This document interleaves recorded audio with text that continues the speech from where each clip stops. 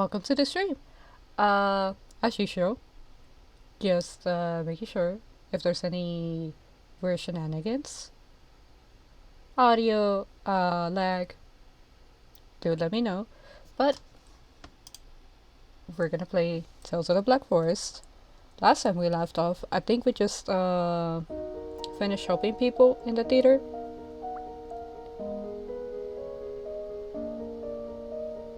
I honestly kind of don't remember all the details. We met someone new, which was a woman with a mask, and she made a request of us to go and stop the gas attack from happening in the first place.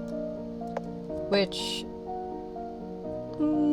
I think might have very serious consequences. Actually, let me move myself a little bit further away since not to cover a lot of it. Here, I'll make myself smaller.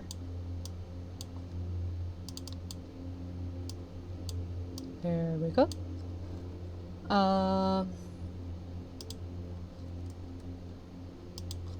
Here, let me remember some of the things.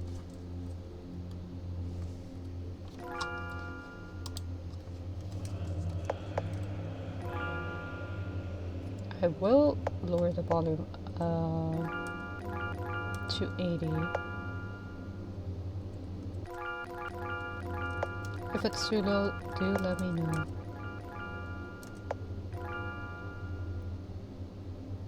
Press the shift. Okay.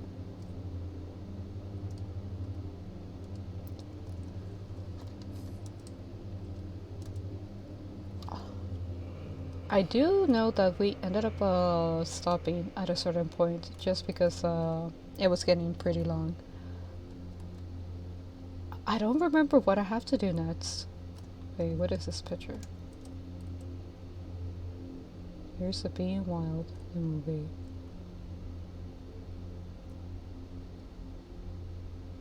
The office door is open. A note.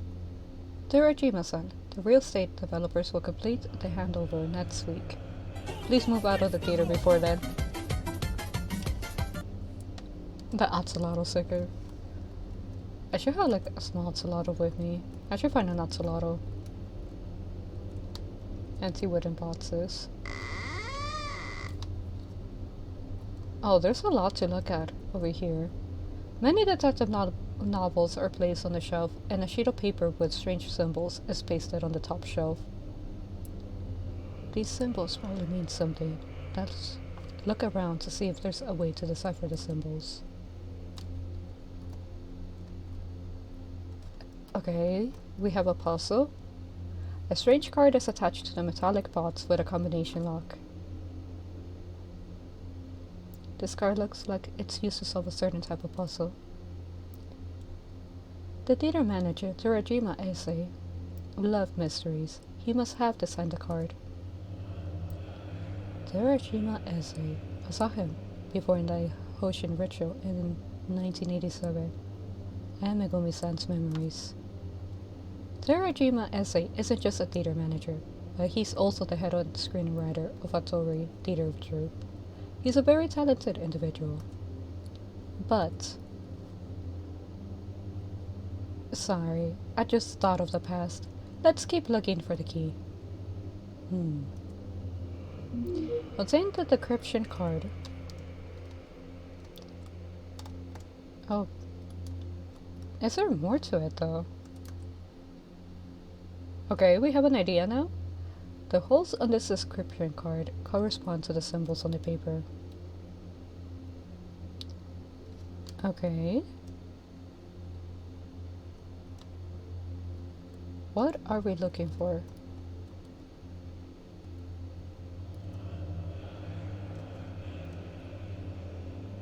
Do we have to try to make a match?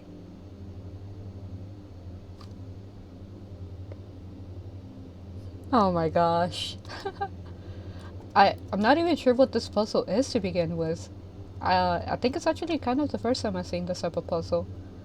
But, you know, at the very bottom we see that cloud, saucer, is supposed to equal 1. Yeah, so cloud or saucer is supposed to equal 1.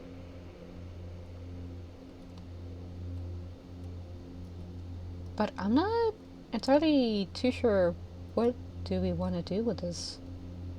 Because you see those corners, you see like those little diamonds that kind of stand out, right? And then there's squares, and then the place that it fits the best is the square matches to the square, and the diamond matches to the diamond.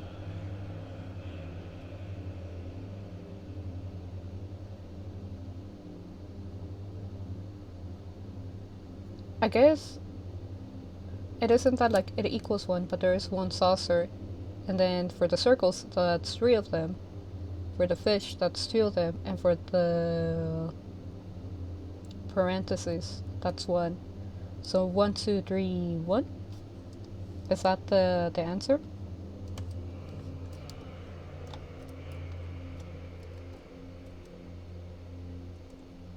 Wait.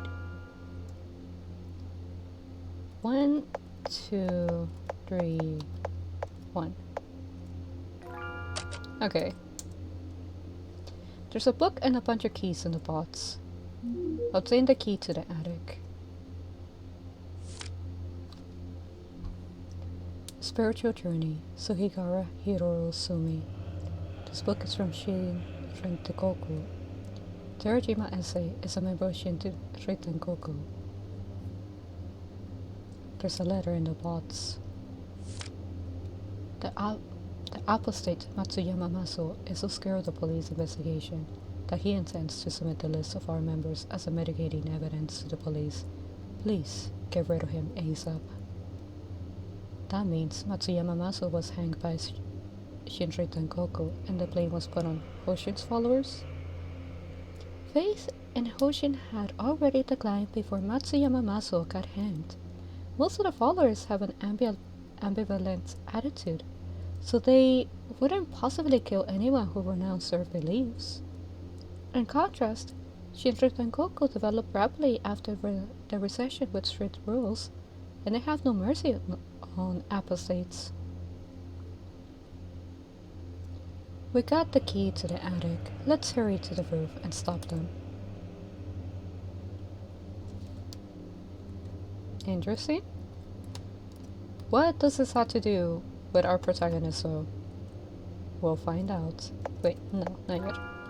Before actually going to the attic, I'm gonna see if there's anything else that I can explore. No need to go to the first floor. Okay.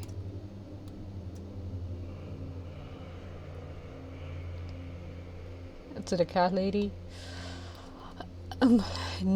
My days of having to say Nya, they're done. They're over.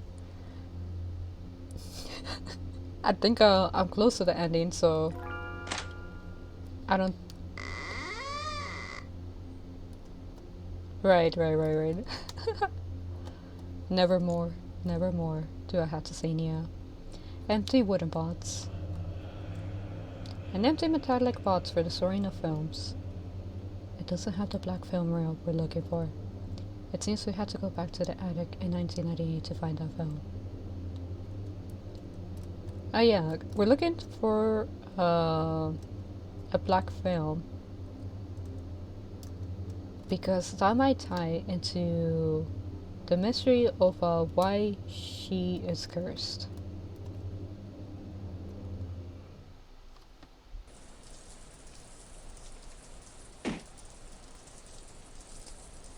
What's wrong? Why can't we get across? As said before, the ninja can't change death. The gods have to adhere to their own duties in order to avoid causing great disorder in the world. So areas under control of the gods have this type of cause and effect barriers. Ocean controls the time and space in all 4 seasons, but he isn't responsible for the cycle of life and death. Even he couldn't break this type of barrier. Why?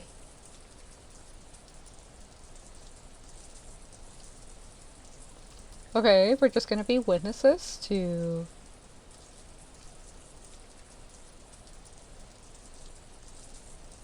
What are we gonna witness? I'm kinda scared. Let's find out. On the sun. Are you hesitating? These people are innocent. I can't do it. Vandal-san, take a closer look at these people below.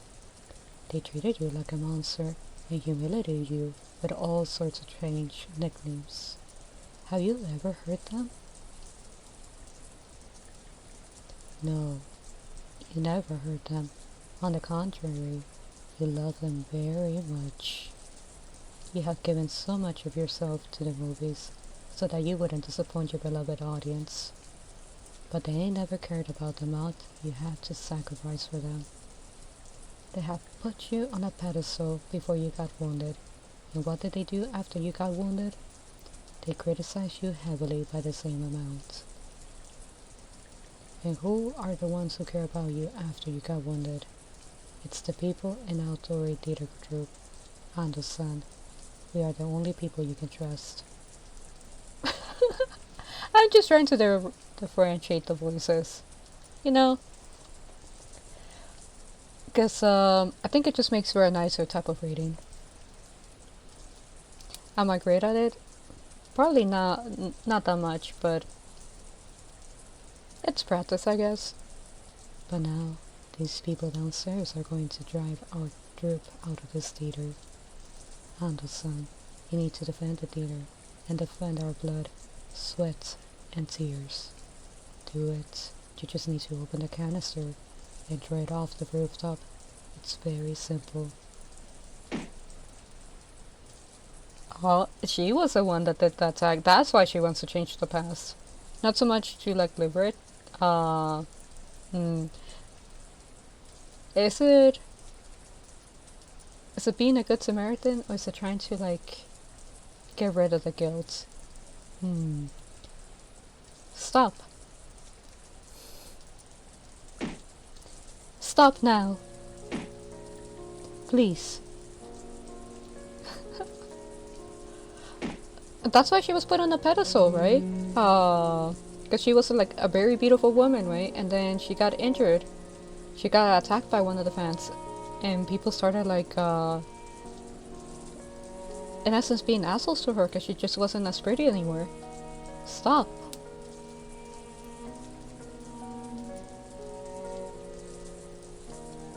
I finally understand why Megumi-san rushed to solve this tragedy. She had screamed at herself in the past, until the sound was drowned out by the torrential rain and the scream of the passerby below.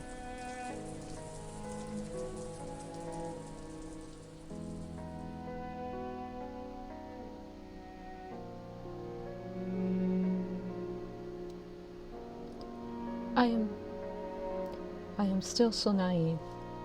So naive that I thought revenge could solve everything. So naive that I thought going back to the past could make amends for my mistakes. Maybe this is a punishment the gods had intended for me. I killed those innocent people. I was the one who prevented their souls from resting in peace. Weeping Rain, the vengeful spirits in the theater, are all due to my mistakes. Megumi-san. Megumi-san, you reminded me.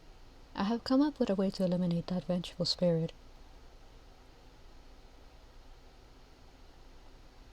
Kihara-san, what is your plan? Oh my gosh. It's gonna take a while, I think, for me to try to differentiate between some of the voices, because I really had to think about it whenever I try to do this. And sometimes it'll work out, sometimes it won't.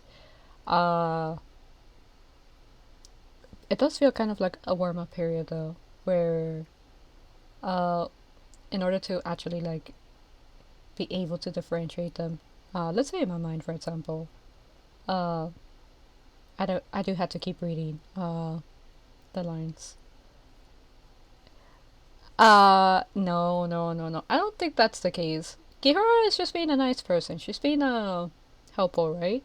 She's trying to find about herself, right? And on the way, she's just helping people that she comes across.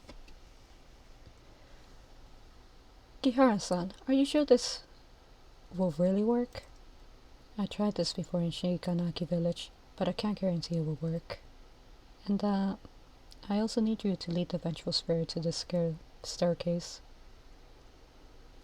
Megumi-san, this method is rather risky to some degree. If you trust me... Ever since I became like this, I can't trust anyone anymore. But after I have seen what you have experienced, my heart keeps telling me to try trusting others again. So, I trust you, Kihara-san. I make this decision by listening to my heart. Thank you, Megumi. Then let's go back to 1998.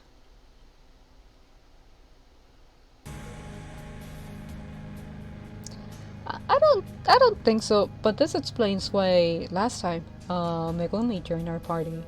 She is gonna be bait for this situation, which, you know, that means that she might be Persian a couple of times. But we'll get them there.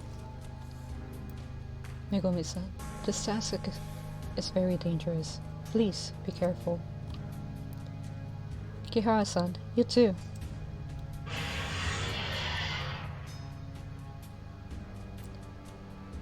That sound came from the first floor. Seems the vengeful spirit is at the first floor. Kihara-san, hurry up and do it. If it autosave, I'm also saving on my own, because yeah, we'll save from here, because nothing where the branching happens.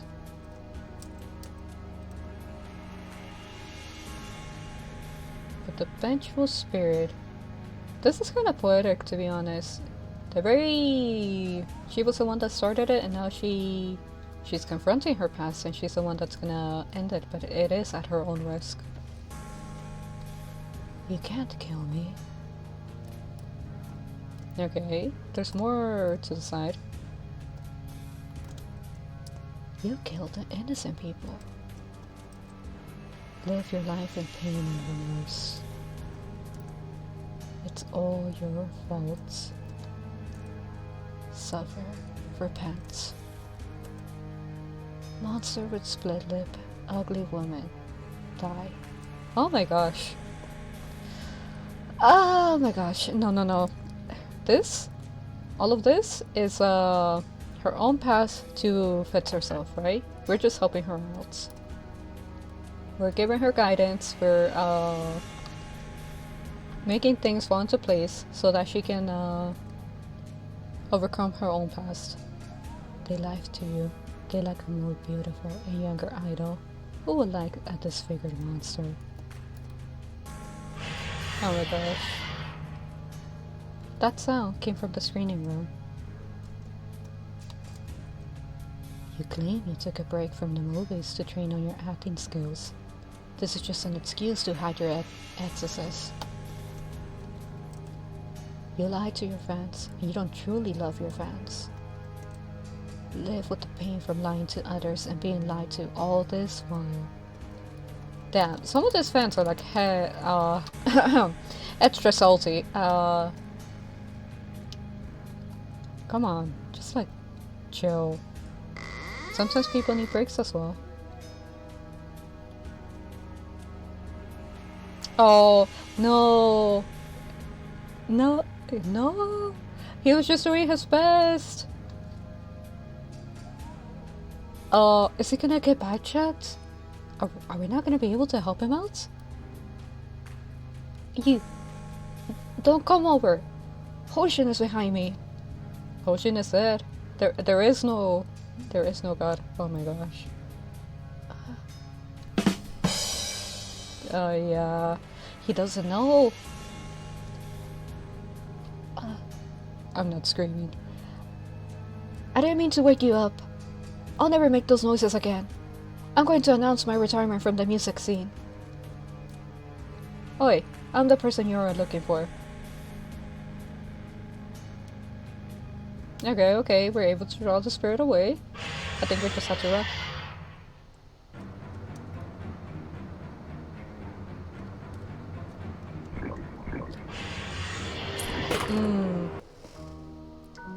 Yeah, I forgot about the shift key. You know, it's not... Okay, so, controller, right? Preferred way to play a game, right? Guess I'm not used to some of the mechanics on the keyboard. They feel a little awkward to me. Okay, we'll just speed through some of this.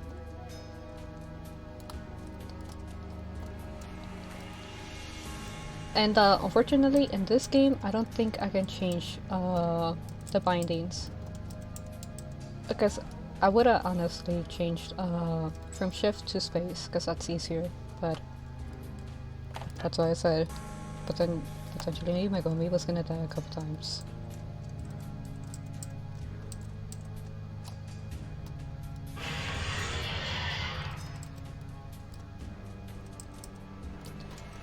But that bit should have been definitely easier to run. At least from that, we got to take a look at the fact that on the floor there were tentacles, so definitely avoiding trying to step on those tentacles. But I think we had to run to the rooftop. The story-wise, that would make the most sense.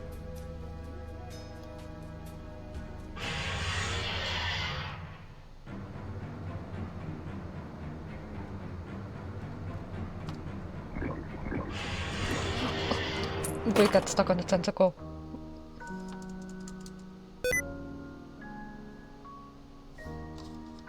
No, I don't want sticky keys.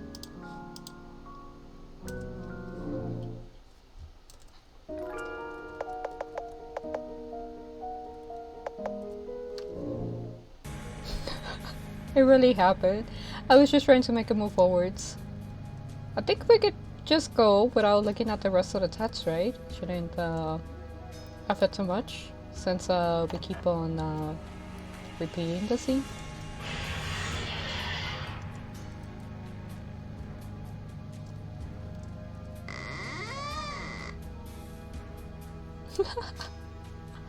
No, some technical difficulties, not this.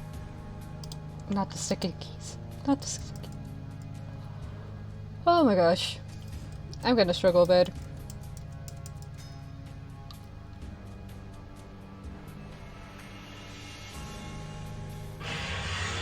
Because this monster definitely comes fast. And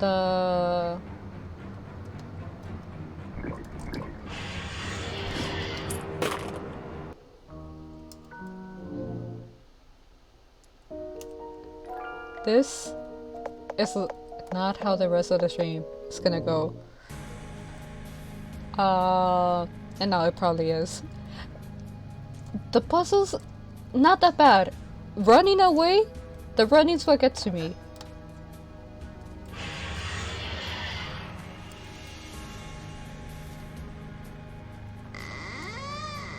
Because again, not too comfortable with keyboard, but this is how the game is played, and so we just have to get used to it.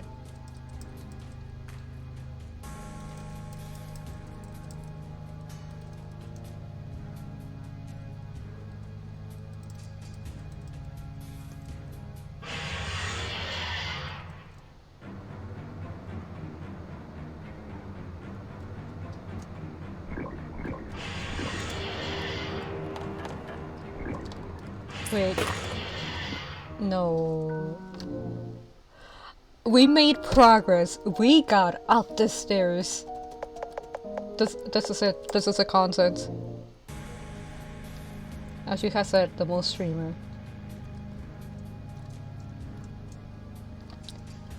And maybe it isn't the worst type of thing to happen that we just struggle with.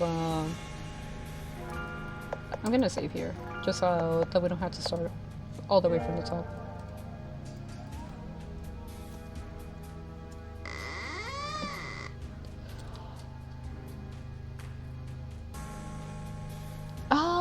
Honestly, the mouse and screen, I don't think it's that bad, but if it's really the worst, well, it's out of the way now.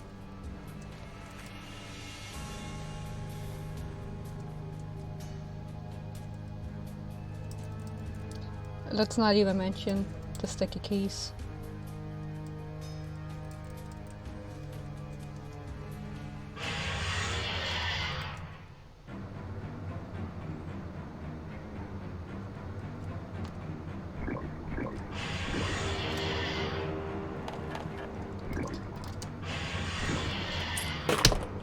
That tentacle at the end of the hall.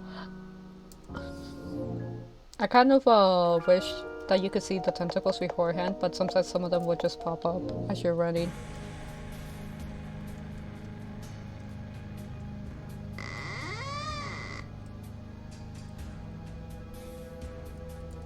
But having to go through the cutscene, a little bit tedious, not the worst thing.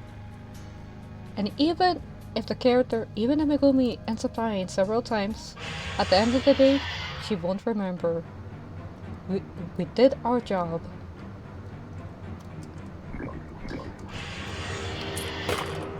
She won't remember, right? So even if we're not successful at our job on the first try, right? Some of these protagonists, some of these characters, they don't have to worry about the trauma. They don't have to worry about the memories of not being able to run away. That information, those memories, they get redacted because they're not canon. It's not a canon event that they die.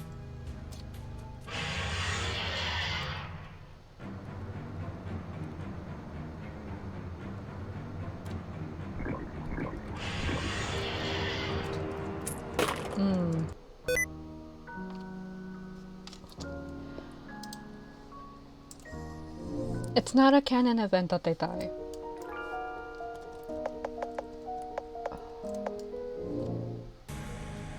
What did I do last time that made it easier to actually try to do some of this? Because I know that there was a configuration that I had figured out to not get mixed up.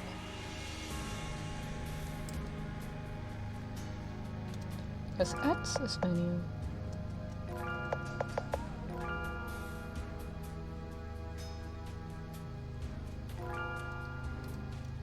I think I just kind of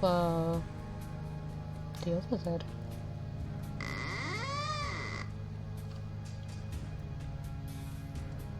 Yeah, I just live with it.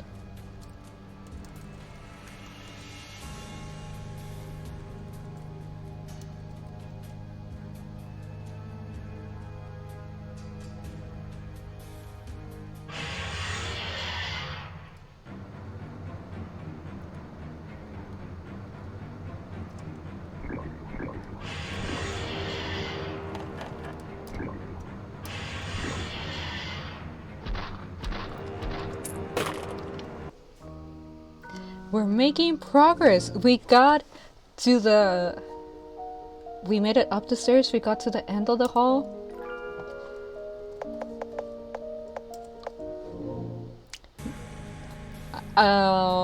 To be honest, I wasn't expecting that the bit that will get to me will be having to run away. But we skip over this because we've gone through it. Netstream. The content for Netstream will be just actually getting past this area.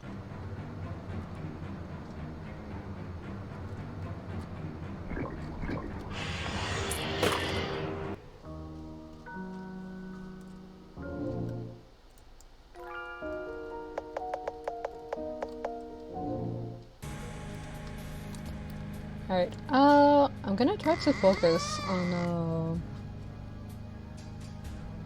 actually getting through, because I'm struggling with this more than I should be. I don't think the other times that I had to run away, I don't think I even took this much time to do. But to be fair, the paths were more like straightforward.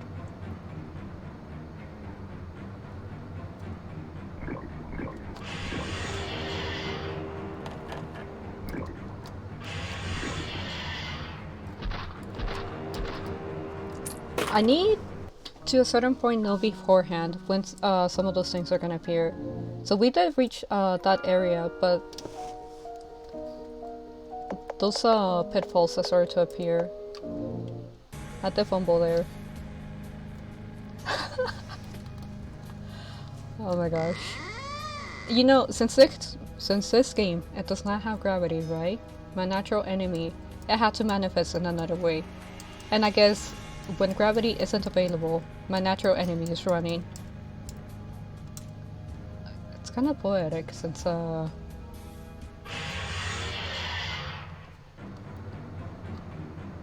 is it sticky keys?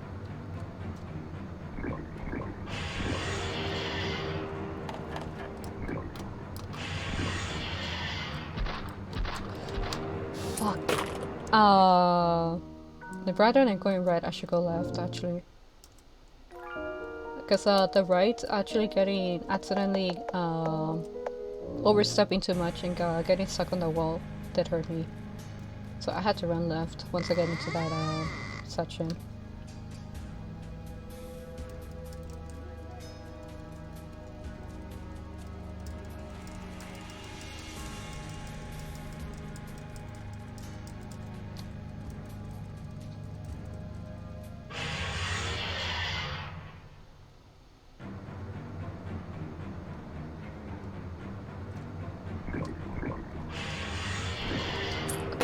Something that I was thinking about while waiting for that scene to run through.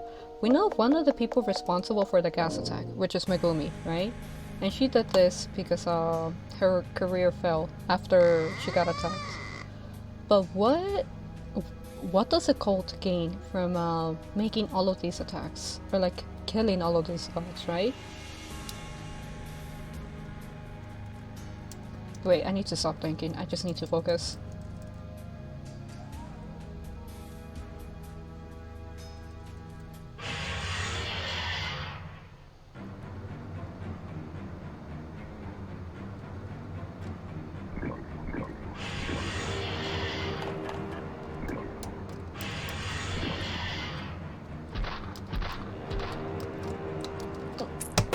Got stuck. I got stuck. Okay, but you know, the cult, they are aware to a certain point of spiritual entities, or at the very least of gods, right? So, what is the point? What is the point of them killing? What is two gods actually? They killed Hoshin and they also killed Eiko.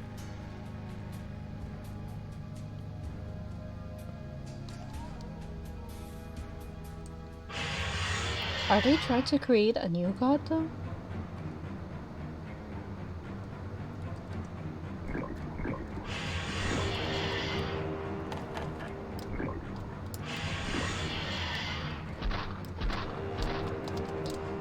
Oh, we made it!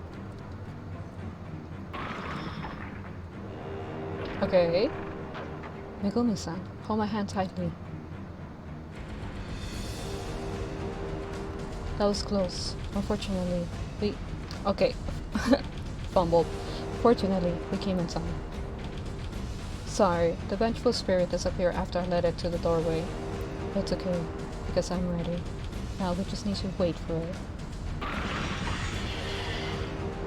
Kihara-san! Okay, what did Kihara do? But that's the thing. Even if they're using gods as sacrifices, right? What are they trying to do with those sacrifices? The only thing I could think of is if they're trying to create a new god, right? A god that they can control. We know that there is some sort of capitalism in all of this, because one of the gods that they killed was kind of like a life god. And did they like end up making like fertilizer out of water that the god had gifted to people so that they will have like good agriculture. But still, I think, now that I think about it, what does this cult want?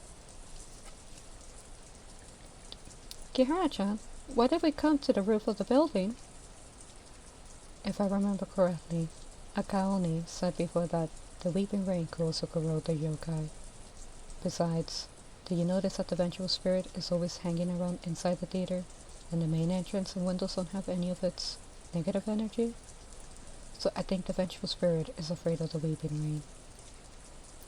I get it. You want to lure that vengeful spirit to the rooftop and destroy it with the weeping rain. But will it really take the bait? Do you still remember back at Shikanaki village, when we helped Tamaki-san escape from the wedding? I used a watch to evade the foxes that were chasing us. Yes? Wait a second. Kihara-chan, you want to... I still have Megumi-san's watch. I'll put it here first, remember the time, and then wear it again.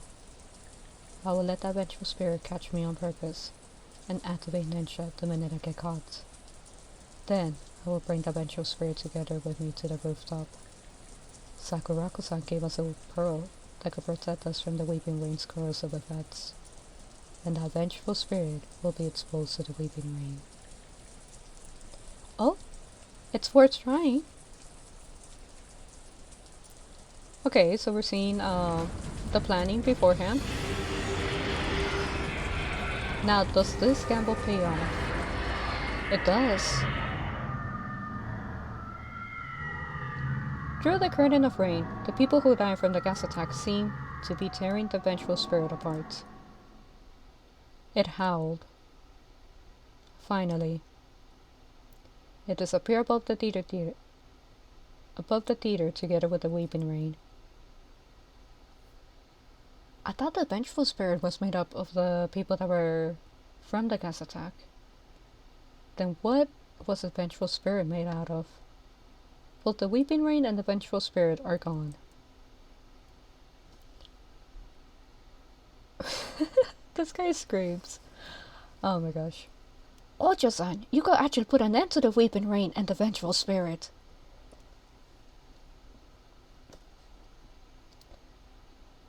Kihara-san, not only did you get rid of that vengeful spirit, but you also stopped the weeping rain. Words really can't express our gratitude. Ka. Since the vengeful spirit is gone, we don't have to hold any Hoshin ritual. How about organizing a concert celebration? Come on. Hey, who was the one who cried about leaving the music scene just now? How do you know? You yelled so loudly that everyone heard it, Ka. Hey, I only said that to confuse my enemy. And you had no idea how dangerous it was. Thank God Megumi showed up. Otherwise, the vengeful spirit would have eaten me. Where is Megumi-san? We didn't see Megumi-san when we came up.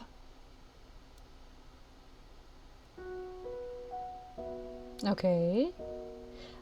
Is Megumi-san the vengeful spirit? Did she kind of like, in essence, split into two different personalities? One being the vengeful spirit, and then the other one being like her guilt.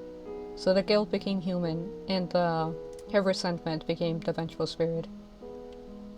Yume, do you see Megumi-san? Oh sheesh, what voice did I even give this one? I can't remember. We'll go with the similar voice to the previous guys. Megumi-san. ASMR? Oh gosh. Megumi-san disappeared already.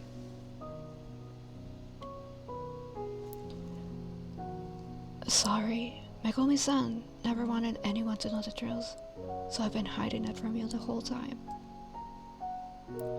Truth? Yume, what is Megumi-san hiding? That vengeful spirit was formed from Megumi-san's soul. Okay, yeah, so she did have like split, in essence, two personas. Shortly after the gas attack 3 years ago, Megumi-san regretted it and blamed herself and committed suicide. She was so obsessed that it binded her soul and slowly swallowed her consciousness. In the end, her soul turned into that vengeful spirit. Before Megumi-san's last consciousness got swallowed up, Baku and I sent that restless spirit to sleep, and we kept that consciousness in Megumi-san's watch. The Megumi-san you saw was just a dream Baku created from that consciousness. Now that the vengeful spirit has finally disappeared, and she has finally woken up from her long slumber, as you had noticed it earlier, Kihara-san, no need to blame yourself. Megumi-san is quite grateful to you. Although Megumi-san enjoyed her time at the theater very much, she has always been bound by remorse. It is a form of redemption, and the best ending for her to help Kihara-san eliminate the vengeful spirit. I should be the one to thank her. I haven't had time to return her watch.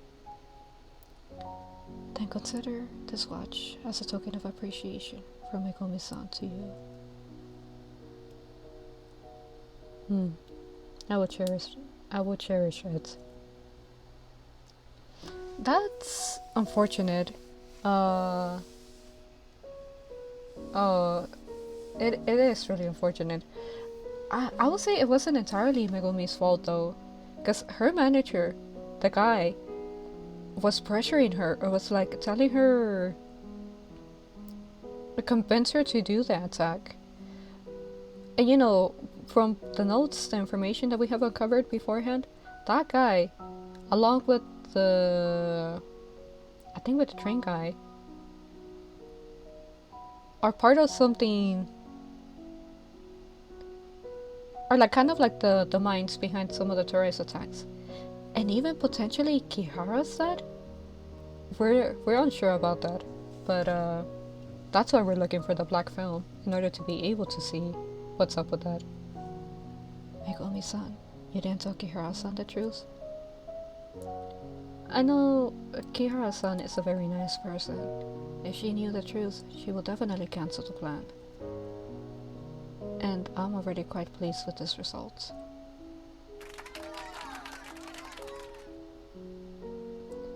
Megumi-san, everyone is celebrating now. You still have time to say goodbye to them. Everyone must be looking forward to your presence. No need, Yume. In the past, I regarded the flowers and applause as if my life depended on it.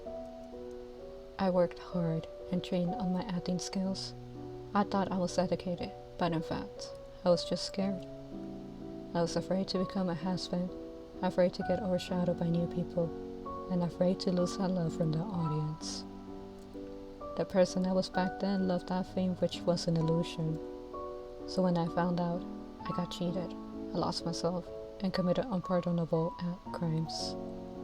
Now, I finally understand that flowers and applause no longer belong to me. And I see everyone smile from the bottom of their hearts on the sidelines. I'm quite satisfied. Kihara-san, to be honest, I'm a bit envious of you. I envy you, not because of your face or your popularity. Yeah, Megumi, what do you envy? What I envy is your courage to love and your freedom to be loved. The Yokai Moviola end.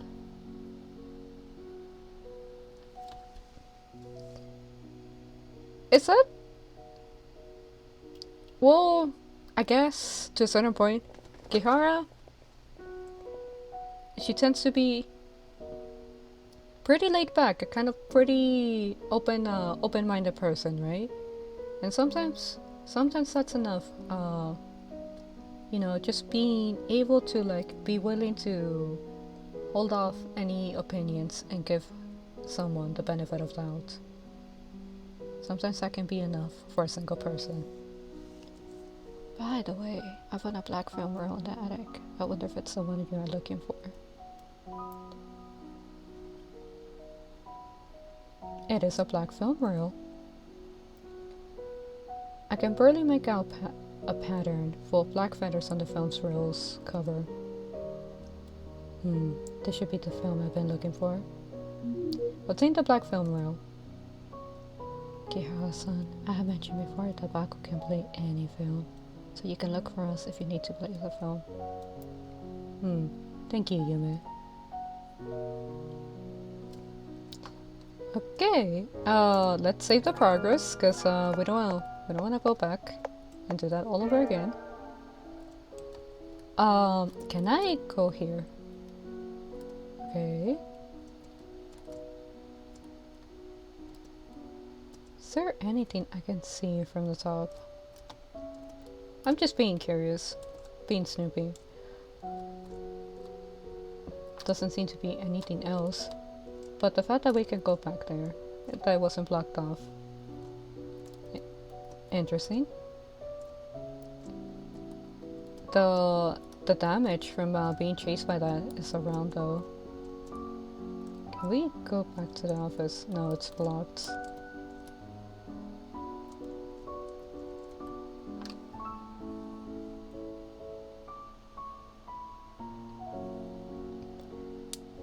The door to the projection room, which vanished earlier, has appeared again. Yuma said that projection room was sealed by some strong power. Only Hoshin could do it. But Hoshin died several years ago. It doesn't matter, Kihara-chan. We're only one step closer away from removing the curse. The projection room on the left could play the film, and the yokai jet on the right could also play the film.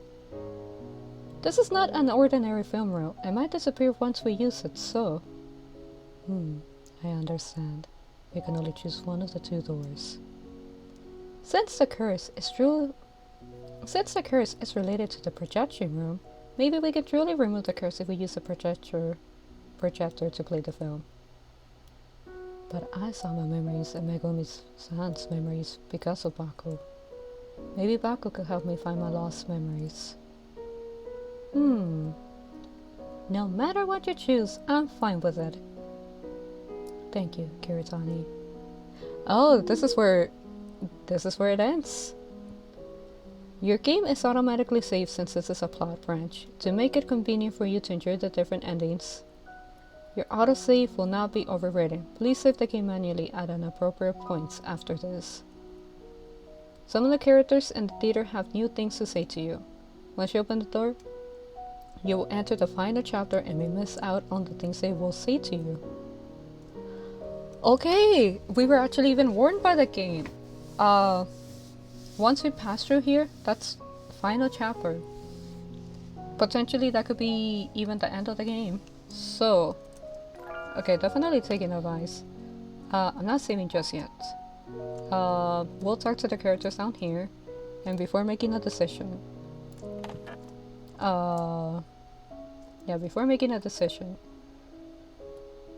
we'll save. Seems someone has looked after the potted plant. Wait, let me talk to him. I heard from Yuma that Megumi-san has gone on a tour to collect inspiration for her works. She was in such a hurry that we didn't have time to see her off. Speaking of which, I'm Megumi-san's fan. And not just me, but everyone in the theater knows about Megumi-san's past too.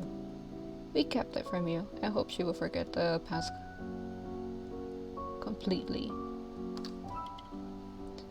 Anyway, I will try my best to manage this place well while she's away. Karasumi-san, I'm sure you can manage the theater well.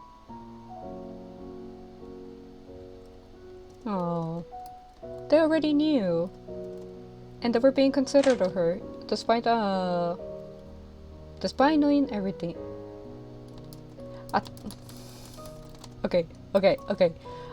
I thought since, you know, the kittens at the cafe, they stayed at the cafe, I wouldn't have to say any more Nias, but we just had to talk to the characters before going into the potential ending.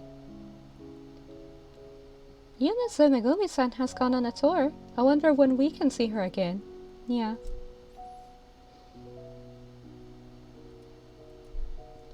Kihara-san, do come here often to play whenever you are free. Yeah. Oh my gosh. I thought we didn't have to say it anymore, but there was some final ones to be said. Kihara-san, I heard you found a prayer. Yes, but you probably don't need the prayer by now. In fact, I have already translated the words in the script. So I want to compare the script I have translated with the one you found. Okay. Okay, so despite not needing it anymore, maybe there's a way to revive Hoshin. Yakumo-san, your translation only has a few sentences that are different from this translated text. Basically, they are quite similar.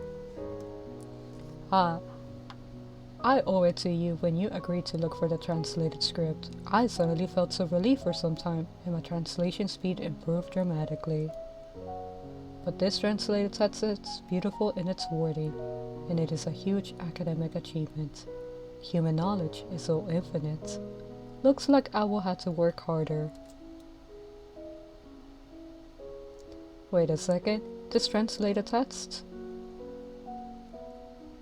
is signed by Kisaku-san. Kisaku-san? Kisaku-san is a renowned expert on folklore, and he's also a mentor I respect greatly.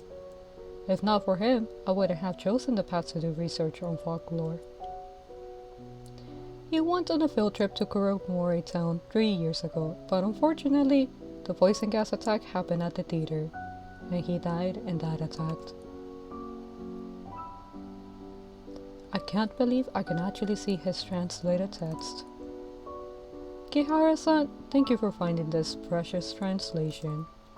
Before that gas attack, Kizaki-san researched a lot on the history of Kuromori town and Shikanaki village. I will try my best to reach Kizaki-san's level and finish his uncompleted research. I believe you can definitely make it, Yakumo-san. By the way, Kihara-san, if you have any questions about the prayer or the history on Hoshin, just go ahead and ask me, and I will answer as best as I can. Okay. About the God of Abundance ritual. So, I wanna say potentially we could reach the ending today, but if not, I do have to do some planning.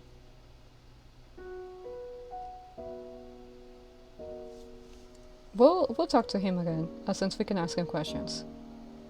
Kihara-san, do you have any questions regarding the Hoshin ceremony? I have a question on... We'll go in order. We'll go with what the prayer means. The script dates back to 80 years ago. During the Taisho period, Shikanaki village prospered greatly from the coal mining industry. Not many people believed in Hoshin back then. The villagers in Shikanaki village worship a deity called Eiko-sama. But that prosperity didn't last long. After the war broke out, the men were sent to the front line to fight. That's when Shikanaki village started to decline. When the Second World War ended, half of the men in the village had died. Surprisingly, the men who believed in Hoshin all came back alive. Heaven's fire would roar like a thunderstorm. Cries of anguish would come like strong gusts of wind. It's exactly how they would describe the battlefields. Hoshin-sama will manifest itself and save the living from misery. Means those men will survive because Hoshin protected them. At a time when manpower is short, having a strong man in a family means the whole family could survive. It goes without saying that the faith in Hoshin expanded at an unstoppable rate in Shikanaki village, and eventually became the only faith in Shikanaki village after replacing Eiko-sama completely. As for the second half of the passage, it's like most of the religious prayers. It describes how the villagers pray to Hoshin to bring favorable weather and drive away poverty and disaster. That's all I can tell about the prayer. Okay, that's interesting. What I understand from that, right? When Eiko used to be the popular god, and then Eiko... Okay. used to be the dominant god, but Eiko wasn't the only god. You had a Hoshin as well, right? And then the war happens, and Eiko loses followers to Hoshin. But I think at that point, Eiko was already dead, because the cult was already plotting. The first one to die was Eiko, and then Hoshin was next to die. So what I'm wondering is that things just kind of ended up lining up to potentially get rid of the gods. Because then, if Eiko said, of course he isn't going to be able to protect people on the battlefield, because he's not there anymore, but the face on Hoshin grows. And then it just kind of sets it up so to potentially be able to kill Hoshin. Look at the history of the God of Abundance. Hoshin was previously called Master of all creatures. It's a powerful deity that manipulates space and time, the four seasons, and the growth of all creatures. It is said that Hoshin was reincarnated as a baby girl in Shikanaki village a century ago.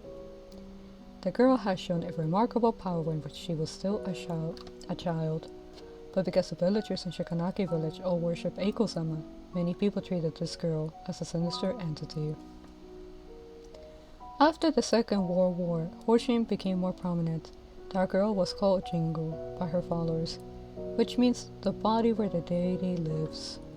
Jingo was responsible for presiding over rituals and talking to deities. She had a powerful influence at Shikanaki village.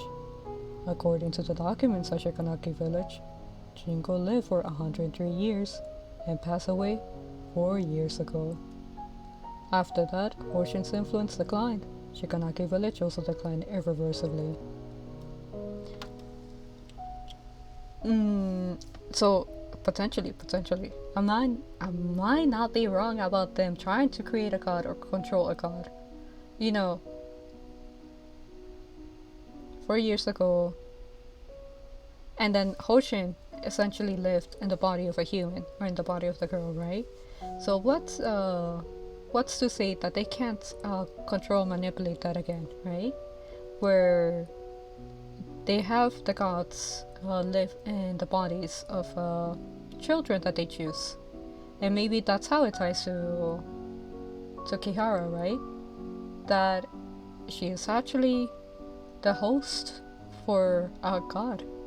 But the question is, which god? I feel like there's one more god that's missing. I get the impression that it's 3 gods in total. But who could be the final god?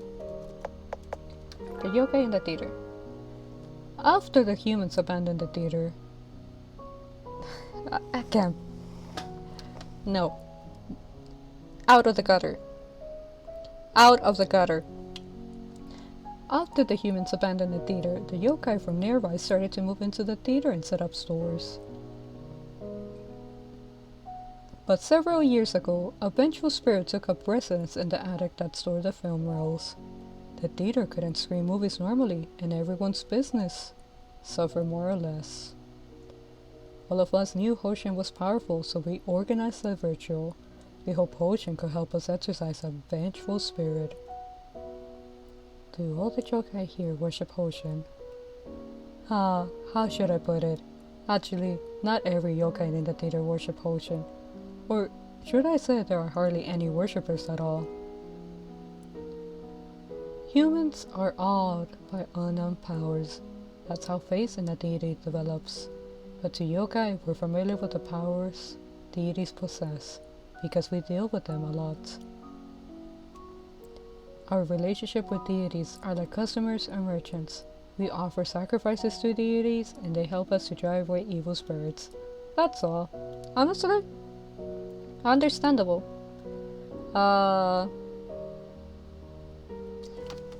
Deities, spirits, whatever you want to call it, they kind of lose their impact the more that you deal with them, because you just kind of start getting used to it, or like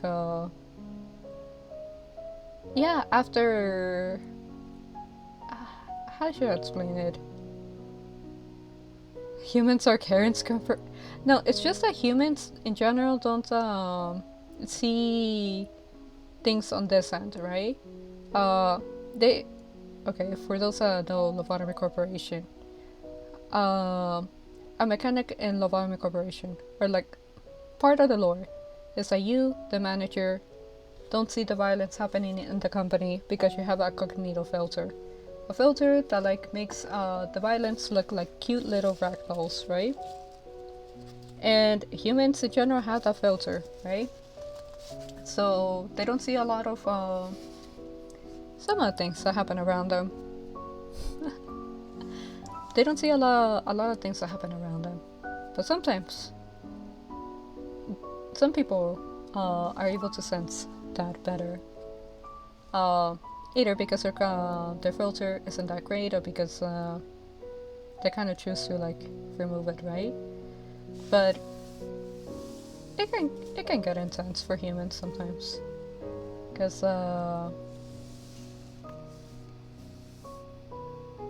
it's kind of adjusting. You definitely do have to adjust to it. Because if you don't adjust, things can go wrong. But he's not wrong about what he said. That like the more you deal with spirits, deities, the less and not that like the less powerful they are, but like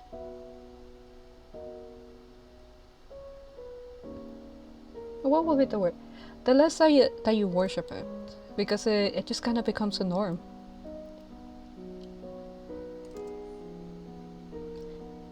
Okay, and that's all the questions. So let's see.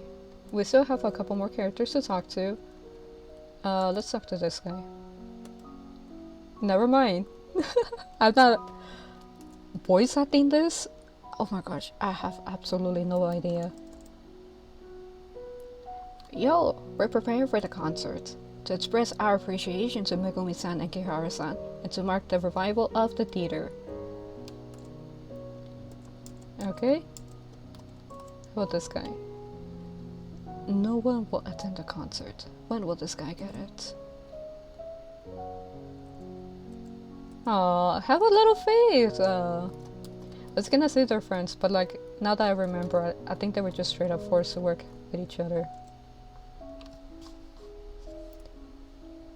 I remember. You're that human who adopted Masaki-san. No need to be afraid. I won't capture you. It's great that Ojo-san Sama could obtain her freedom.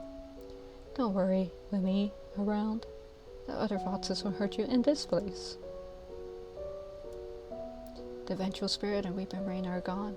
The theater will operate normally again in no time. Okay. He does remember us, but thankfully he doesn't hold a grudge. Which is good, because I don't know how dealing with an entire village of angry foxes will work out for Kihara. Is there somewhere here? The back room? The mask? Oh no, I dropped that yokai no comment somewhere. Hey, stupid human, I'm right here.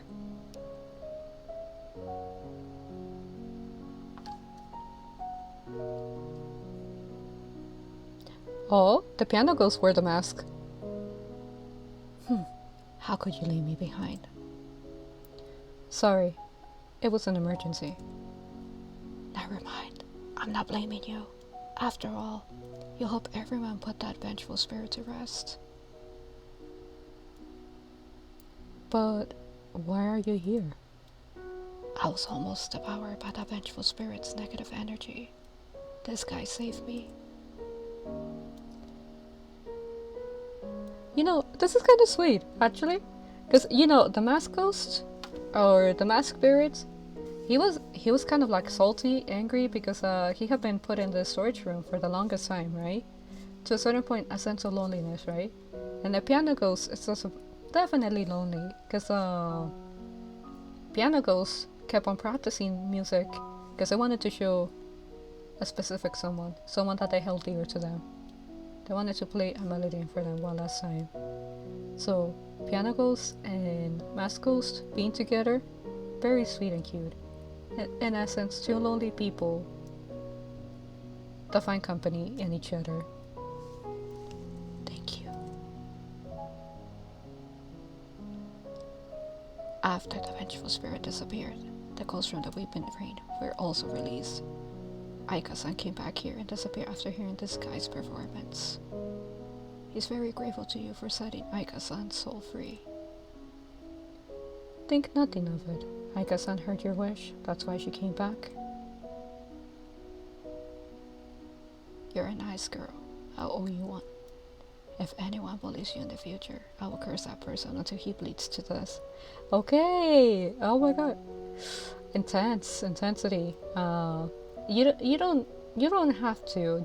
If just the thought counts. But you don't have to hurt anyone. No need for that. Oi, are you leaving this place? Come back here whenever you are free.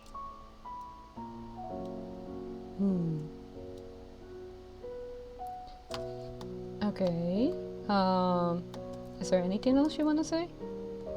I plan to travel with this guy and let more people hear Aika-san's music. Oh, see? That's so sweet! Oh my god! I'm actually so happy with it. Makes me so it's so good. Sometimes you find very, very nice and beautiful stories in unexpected places. Seeing two things. Okay, they're not humans anymore. They're spirits, right? But we'll say creatures, right? Entities. But seeing two entities, two creatures heal, or mutually heal, it's so good. Because sometimes even healing by yourself can be quite difficult, but together, healing together,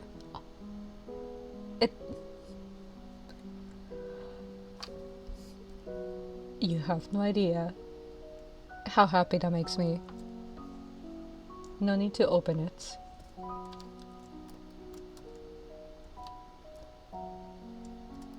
This game is both very dark and also wholesome at the same time, because it's very, very tragic things that happen, but the growth between characters, the finding a peace, right?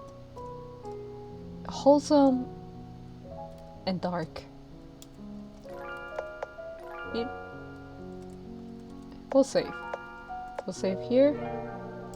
Okay, and now we'll make our decision. Which,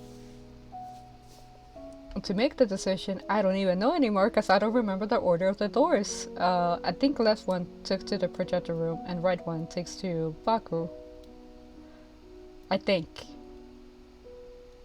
Okay, I will say this beforehand in case that I actually mess it up.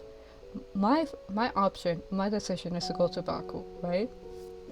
Because I have an idea that getting that memory or that knowledge is going to be more important than trying to remove the curse. And removing the curses could potentially just be the way to not actually get any progress done, getting stuck, if that makes sense. So, in case that I mess it up, check the.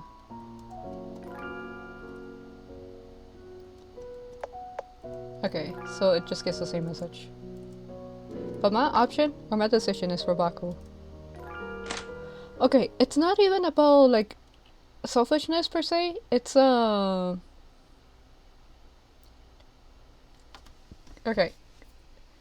I have mentioned this before in other streams. My decisions will always be based to a certain point on what the main character wants. So, Kihara had set out on this whole quest to look for her memories or to find her truth, right?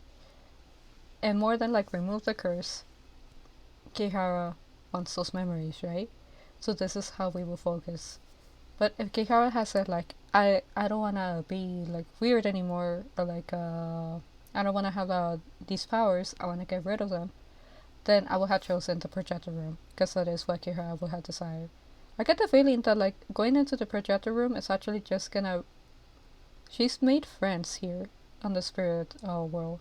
Her comfort, her like support comes from the spirit world more than like the real world. So to go into the projector room is to potentially cut her off completely from the spirit world. And I think that would be a bad end for Kihara. So, but if that is what Kihara had desired, that is the decision I would have made. But that's not the case. So, we'll see what this decision ends up leading us to. Kihara-san, are you here to play the film? Yes, Yume. Bako, I'll need to trouble the two of you. Kihara-san, you did us a big favor. This is nothing new. Just stand there. Bako will send you to the sleep first, before he'll bring you into the film's world. First, close your eyes. Take a deep breath and relax slowly. Bako is connecting the film to your consciousness. Do you feel sleepy now? And she's gone. She disappeared. As expected, Kihara-san's brought to Kuromori town in her dream. Ooh. Is that the difference between the two? One takes me to Kuromori and the other one takes me to Shikanaki? I had to choose between the two gods? Is that what's going on here? ASMR stream. I had to think about that. I think... I'm not too sure. You know, it wouldn't be a bad idea, to be honest, to hold an ASMR stream. Just because considering that I tend to stream here at midnight, and some of the streams can go from midnight, and I think the longest has been to like till 5, right? So maybe for those people that like can't sleep or like would be interested in having some of that background noise, not the worst idea, but I'm still unsure about it because I do have audio problems in general. My microphone sometimes acts up weird, and I don't know if you guys have noticed that I tend to lean towards the left when trying to do some of the voices. That's because the microphone is clipped to the collar of my shirt on the left side, right? And just to make sure that like, just because I whisper, it doesn't have any issues, right? I kind of had to lean into it, but you know, it's clipped. So I'm actually kind of like leaning my neck into my shoulder to be able to do that. So I think ASMR stream, if that were to happen, it will have to happen once I actually change the microphone. This is the best time, and there are unlimited opportunities. Here at the investment company, your brokerage is open for a consultation. Shares continue to rise, and you are still waiting? Buy early and enjoy the early benefits. Fukuoka Investment Company is dedicated to providing you with the most professional financial services. Land? We need more land. Let the tall buildings rise like the bamboo in spring. Is this a city god? Okay. Well, The city gods tend to have a very bad reputation.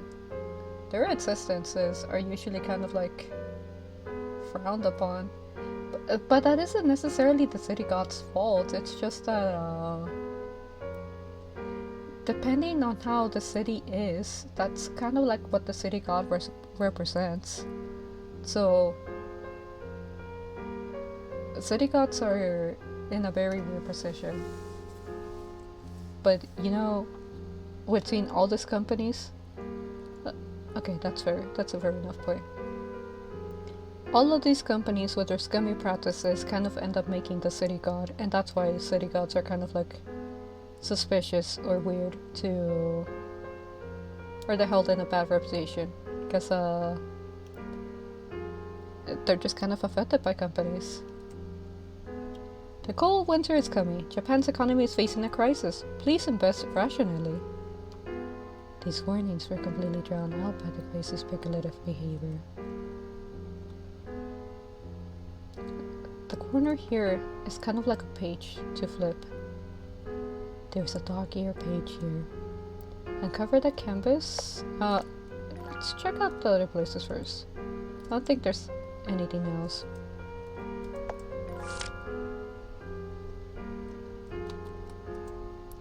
The paper has some graffiti on it. Papa took Mama and me to go for an outing together. Okay, we go up here. Oh. Check the other places first.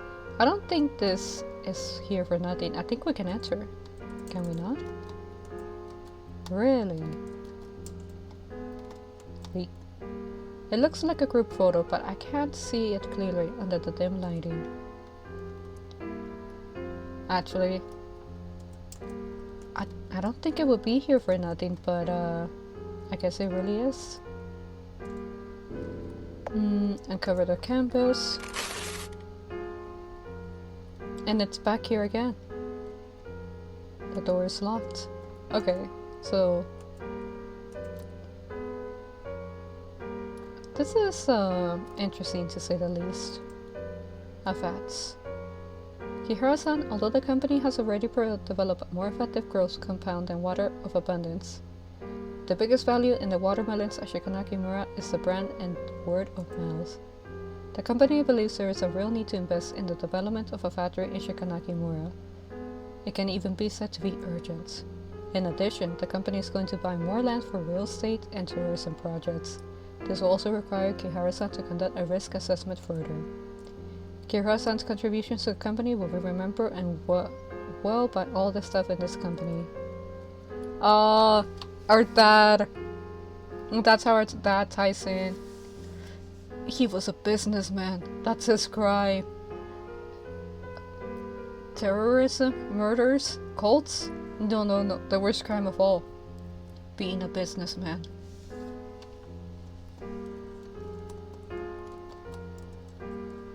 Facts. All the villagers in Shikanakimura believe in a god called Hoshin, and they think the land is a gift from the god, so they cannot develop the land. It will not be easy to convince them to build a factory in the village. However, the person in charge of the railway transport system in Shikanakimura, Matsuyama-san, supports the plan to build the factory, and he will help me to persuade more villagers to support the factory's construction. 1987, Kihara-san, Seiichi. Is the mastermind behind all of these attacks our dad?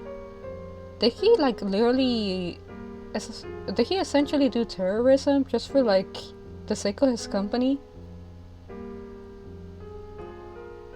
I really hope that's not the case.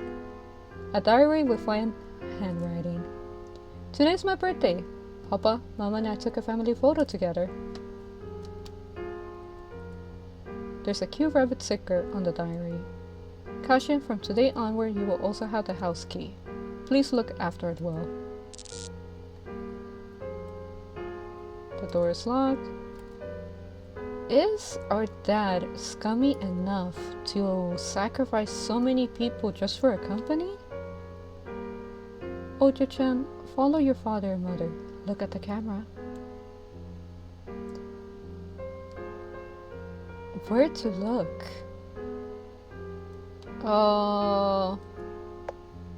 Follow your father and mother.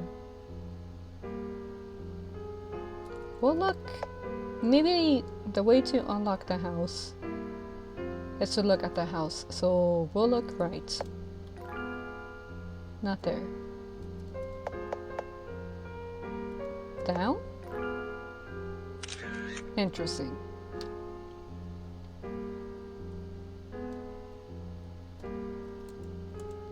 A key is hanging in front of my chest and a picture of me. Now we get to see the door.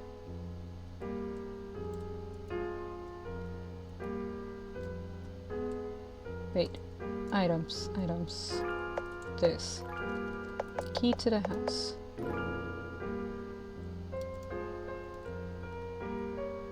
So I had to go all the way down to unlock the door. Potentially. Yes.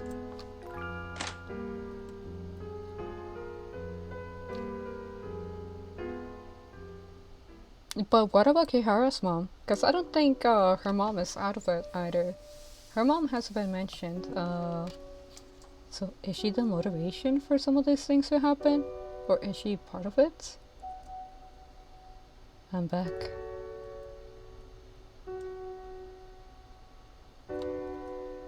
An old shoe cabinet. Rusty hanger. Demolition announcement.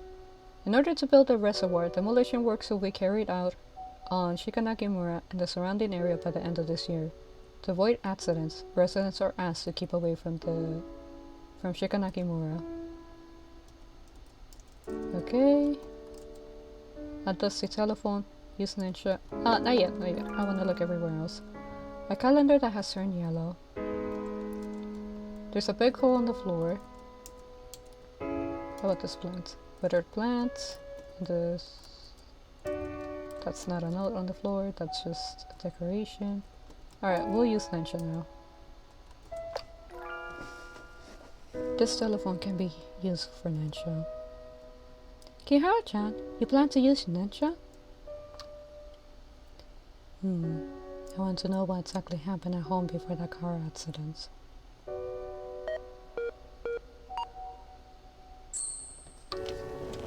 So the car accident, that's right.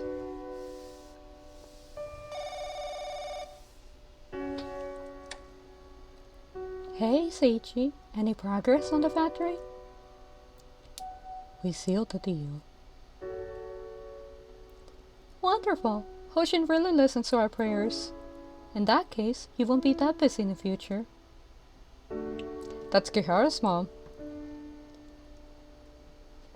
The company is hoping that I could stay here for a while and evaluate other real estate projects, but they also agreed that I should take a break.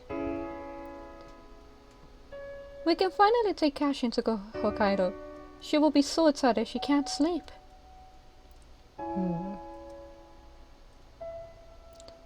Seiichi, what's wrong? Nothing. Guess I'm tired. Ayako, I'll spend more time with you and our kid from now on. Because he's already starting to be a part of the scummy practices. So maybe he's feeling some guilt. It's just like that time when you suddenly realize you wrote a wrong answer to a certain question after an exam is over. You thought you are worrying too much over nothing, but reality will eventually develop from worries. In the end, it became an irrevocable tragedy. In the late 1990s, a bubble burst. Oh? Ayako, take Cashin with you and get out of here, quickly! Seiichi, what happened? The project on the factory is cancelled.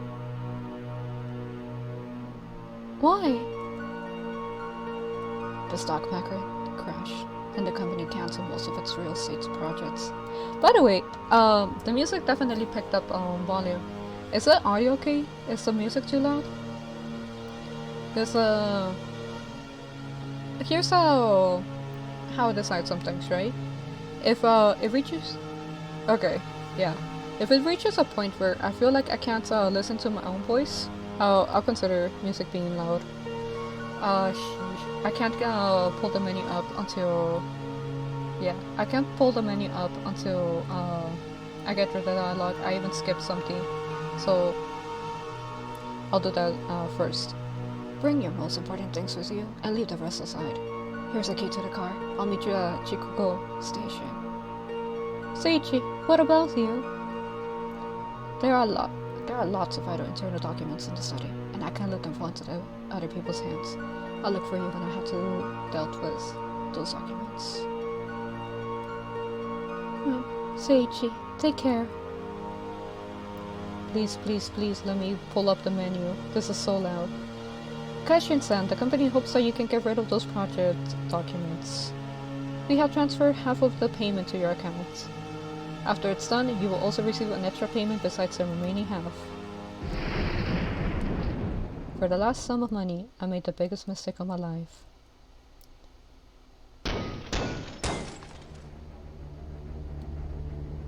Oh jeez. Don't let this crook run away.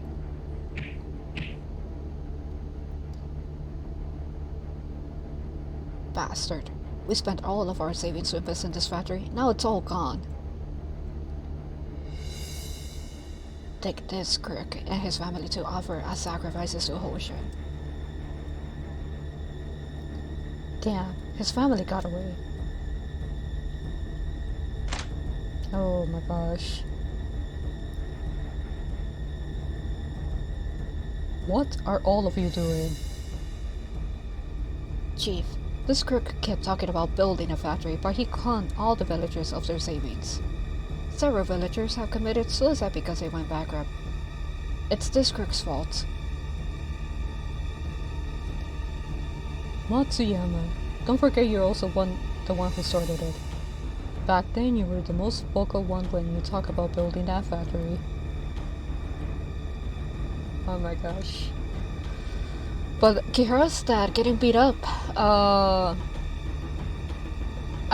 know that Kihara's dad stays alive, but I think Kihara's mom is dead in the story.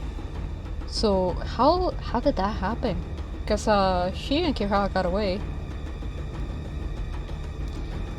Yeah, they got away, but like, what happened for Kihara's mom to die?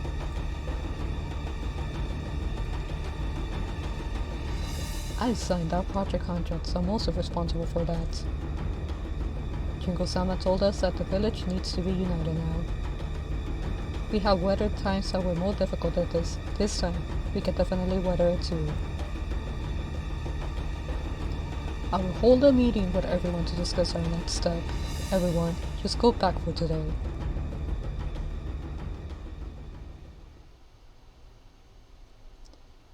Sorry, I didn't lie to all of you. I didn't anticipate any of this. Just leave. Jingo-sama wants you to leave. Besides, a refresher that Jingo-sama is the girl that has or hosts God in her body. So, you know, I guess a relatively forgiving God. There was a car accident at the suburbs in Kuromori town. It's your car. How is my family? Your daughter is seriously injured, and doctors are rushing to save her now. How is Ayako? When the villagers got there, the car was on fire. Your wife didn't manage to get out. Oh my Hey, what? What do you mean? What do you mean the head empty sticker? In a very serious moment. Oh jeez, I really do want to lower the volume, but I don't think I'll be able to, because it's just pure dialogue from here.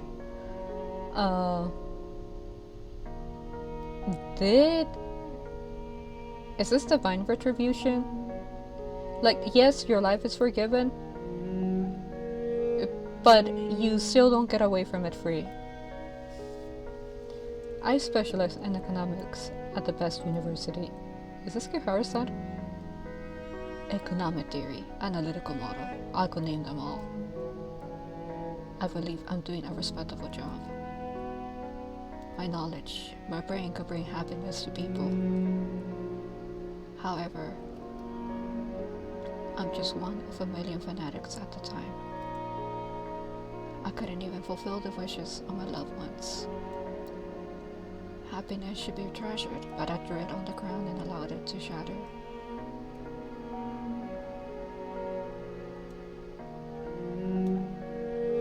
Yeah, it does seem to be Kira said. And we get to play as him. Oh my gosh. Wait.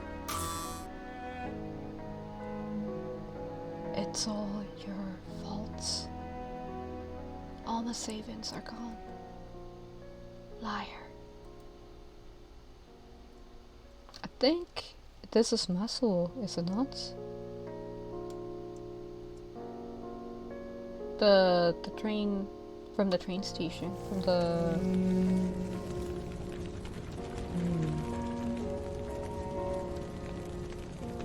what you said happened before the accident.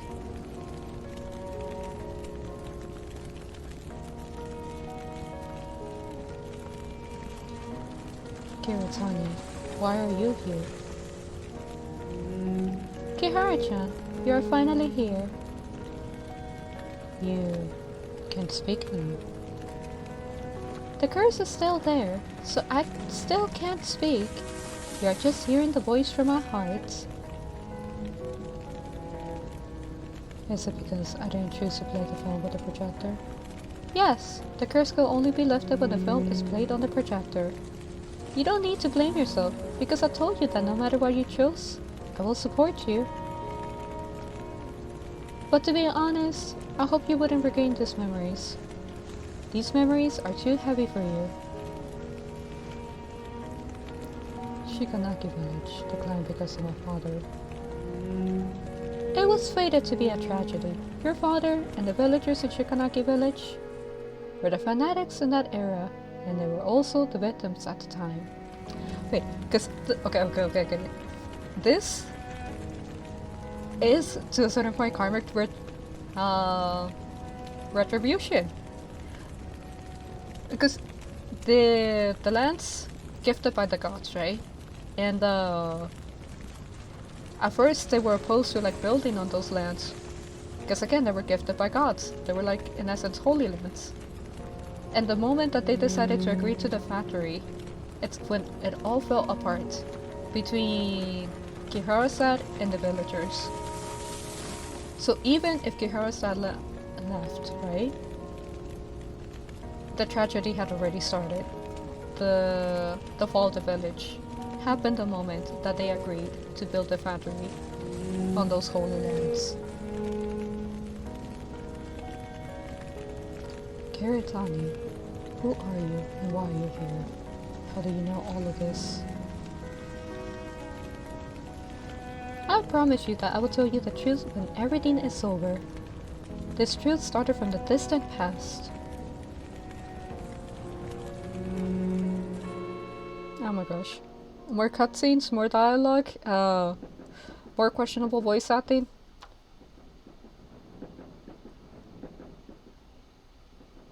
This is Ghost Train. Ghost Train is a product of one's consciousness. It connects the memories between now and the past. You can look for the truth hidden in the past through the train. Interesting. 100 years ago, a girl was born in a mining family at Shikanaki village. Wait a minute. 2 plus 2. A girl. Kiritani is a girl. She is cursed that she can't speak, and she has all of this knowledge and she collects stories. Is Kiritani the girl that was that can speak to the gods, that can be a vessel for the gods? This girl is Hoshin's reincarnation. She already possessed unusual powers as a child, but those powers didn't bring her status or honor. On the contrary, those powers made her suffer from loneliness and misery for 100 years.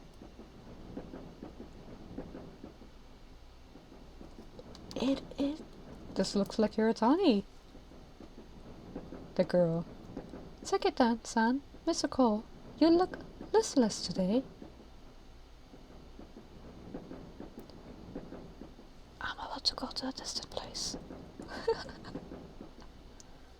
Sakita-san, where are you going? The war has begun. This car is commandeered to transport soldiers to the front line. Ojo-san, live your life well, and stick with it until the war is over.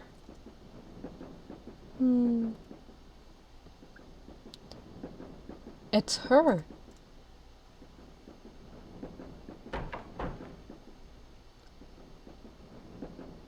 She is the yokai my papa is talking about. Mama said she's already in her 30s. She looks so young because she sucks human lives. I am not a yokai. Filthy yokai, get out of the village and do not come back.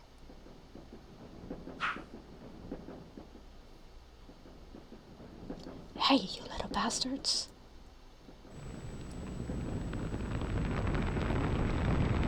This yokai practices black magic. Oh my gosh, kids. Kids are... okay. Yes, sometimes kids are assholes, but not all the time. Usually, kids are very accepting of people. But if kids are like mean, a lot of times sometimes it's learned behavior. Because they'll copy the behavior of the adults. So if the adults are very like hateful or close-minded or that type of thing, even if the kid doesn't understand it, the kid will copy the behavior of the adults around them. Oh, just it's alright now. Sakitan-san, thank you. Kids nowadays are really impolite. Oh, you sign. Don't take it to heart.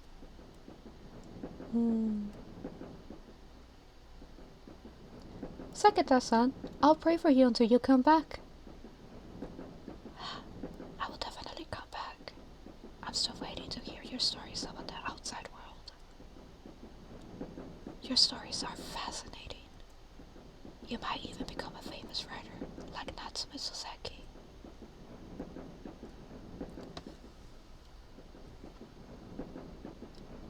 After the war erupted, all the men in Shikanaki village went to the front line. The village was threatened by famine and death for some time. With the god of abundance's powers, the girl saved many villagers from the crisis. Faith in the god of abundance gradually became prominent at Shikanaki village. The girl was honored as Jinko by the villagers.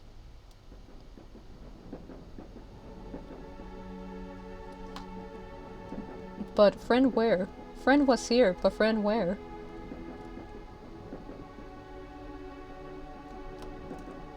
The Emperor of Japan issued the Imperial Rescript to announce an unconditional surrender. Oh. The hard times that fell after the war. Jinko-sama is here. Jinko-sama, please accept our gratitude.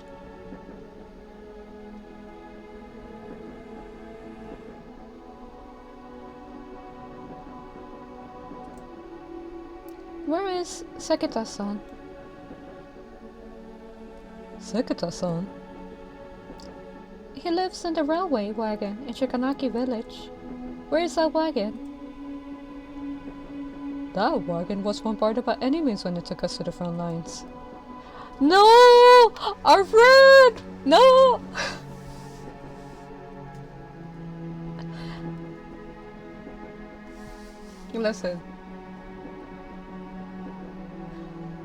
Listen. This kind of hurts. We didn't even know him for long, but it kind of hurt. What do you mean, Bravo? It kind of hurts. Something that I had to confess, right? Sometimes I don't even get attached, or I don't, to the main characters, right? Because they're kind of protected by by their own things. Because they're important to the story, you could say that they're protected by the story. Oh my gosh. But they're protected by the story, right? But some of the side characters, they're just trying to live their best lives. They're just trying to be helpful. And I actually feel so sad when side characters die or they just get eliminated. Because they're not like protected by the story. No. You can't just take her friends away for like story plot purposes.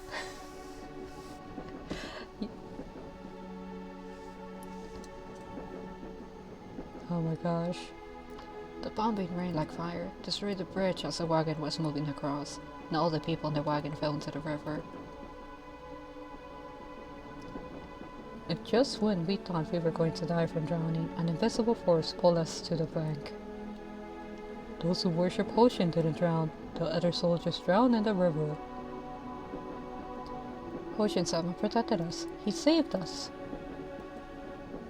Hoshin-sama gave us a chance to kill our enemies.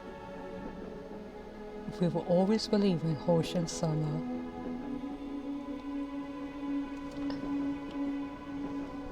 It wasn't Hoshin. And that wasn't Hoshin, that was Sekita.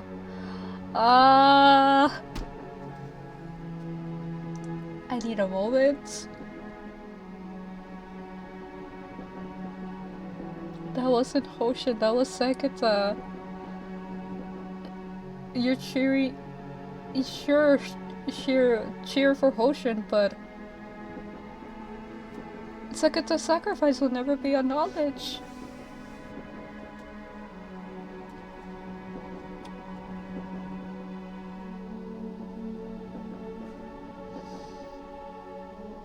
No.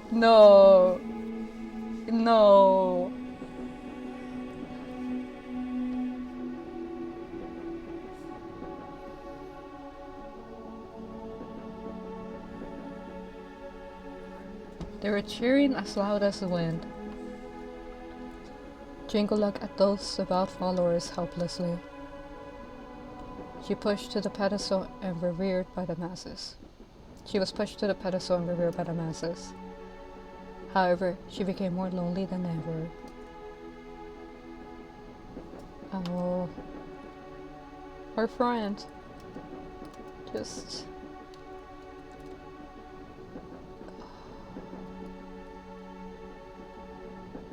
Deities can't step into the affairs of humans too much. This role is natural. Yeah, they can't. In essence, the whole free will thing is what stops a lot of entities from being able to interact with human affairs. Because if you want your own free will to be respected, you have to respect to a certain point another's free will. So even if gods want to interfere, or like other entities, they can't necessarily breach free will too much. So unless a person is willing to do some of the work for themselves so that they can intervene, sometimes they're just stuck to watching on the sidelines. And that's why you have they have agents that they send out to try to like move things into a certain direction or to influence the actions of free will. But it doesn't work out all the time.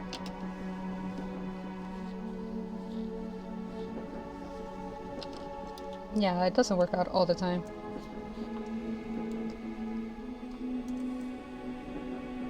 Jingo broke the rule. Yeah, that pain away. I can't believe you said that. She used the Gods of Abundance power to bring so many benefits to Shikanaki village. Crops grew really fast, but there is a price to pay in order to get a deity's favor. A living human will need to be sacrificed each year on the Hoshin ritual. Back in that era, many old people volunteered to go give their lives. Thus, Shikanaki village developed at an amazing speed after the war. 11 people sacrificed their lives during that period. Oh, that's definitely a difficult situation. The watermelons this year look so good. People are going to love it. Let me check whether the watermelons are ripe before everyone comes.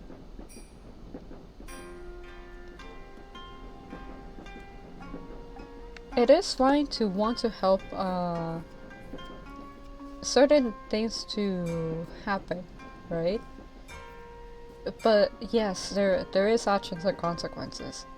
If substance you use too much, let's say magic, right? Or too much of a certain resource to just get outcomes to always be consistently good, then the price that you have to pay once those bad outcomes come becomes even higher. You actually want to try to balance between good outcomes and bad outcomes.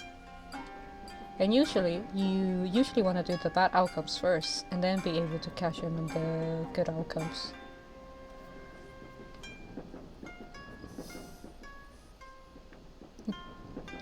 Because if you try to do it the other way,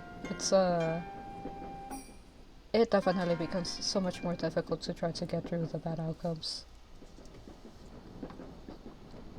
There are people's voices from the watermelons. Hey, I heard Jingle-sama's already in her 80s, but she still looks like a 10-year-old girl. Haven't you heard? She sucks human lives to stay young.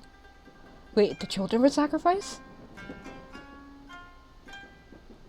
People dare not go near Jingle-sama or their life might get sunk. That's exactly the same lines that the children said. But either the children's relatives were sacrificed or the children themselves were sacrificed, but jeez. There are people's voices from the watermelon.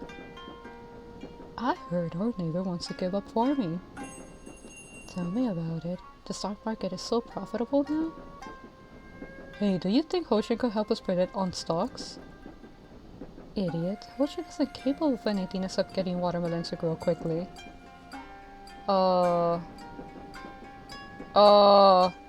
Yeah, this is what I mean about like those good outcomes.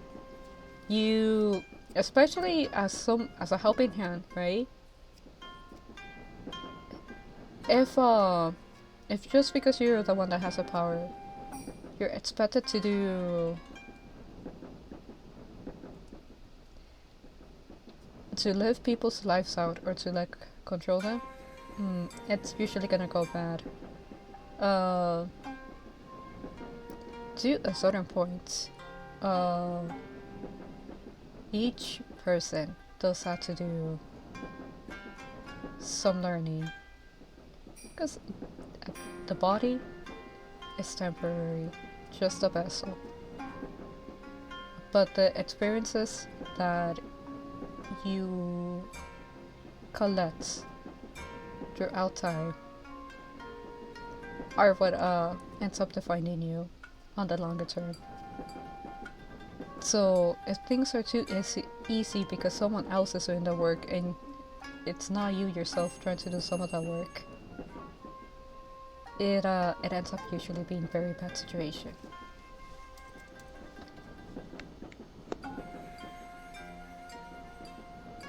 There are people's voices from the watermelon. This year's Hoshin ritual is around the corner. The village headman said no one is volunteering to be the sacrifice. People lead comfortable lives now. There are no diseases or disasters. Who will want to sacrifice themselves? It's not about like, we don't have to sacrifice ourselves. The better it is, the more sacrifice you actually are gonna need. Because the price is so much higher to keep it that way. Ah, Ojo-san, sorry, I didn't mean to bump into you. This mask is covering my eyes. I didn't notice One-san. It's alright. By the way, you need to eat more spinach, One-san. You look weak. Even a kid like me could knock you down. Mama said eating spinach will help me grow stronger. You wouldn't fall down so easily if you're healthy. Thank you for your concern. I will eat more spinach.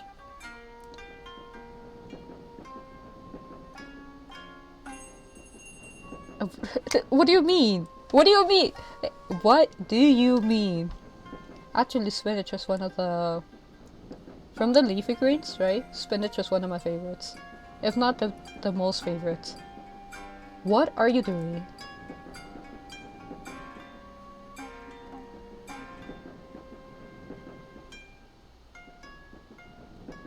Jingle-sama, I am so sorry. My child didn't mean to offend you. It doesn't matter. She just bumped into me by accident. It's good for kids to be active. Oh my, this kid will actually bump into Jingle-sama. I'm really sorry about that. It's nothing. Don't worry about it. You're so forgiving. I suddenly remember I have errands to run. Jingle-sama, please excuse us.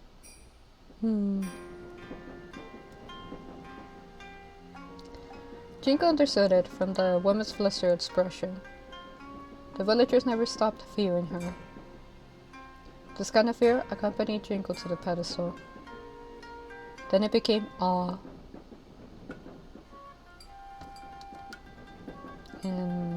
Interesting.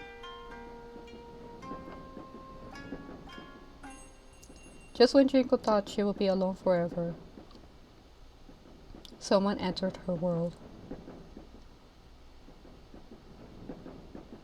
Who is the someone that entered her world?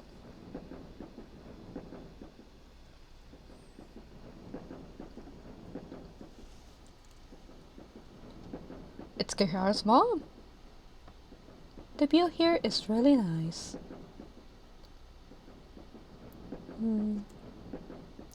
Excuse me, I'm new here.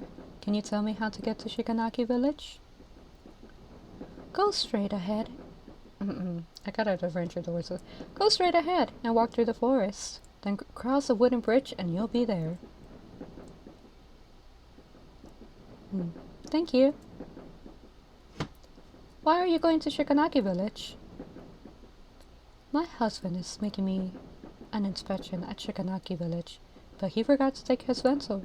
I'm delivering it to him. This man takes his work very seriously, but when it comes to his personal life, he's always so absent-minded. Right, this onigiri is a specialty from my hometown. I made too many. I'll share some with you. You should try it. It tastes great.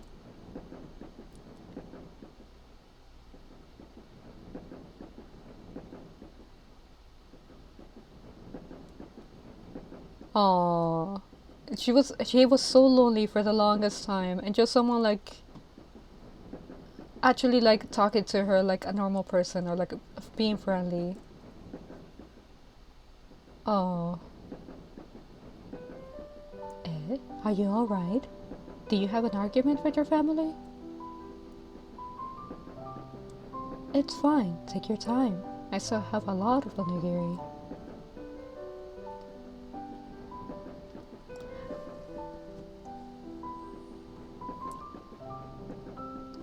She has a friend after so many years. I thought you wouldn't come today. You've been waiting for me?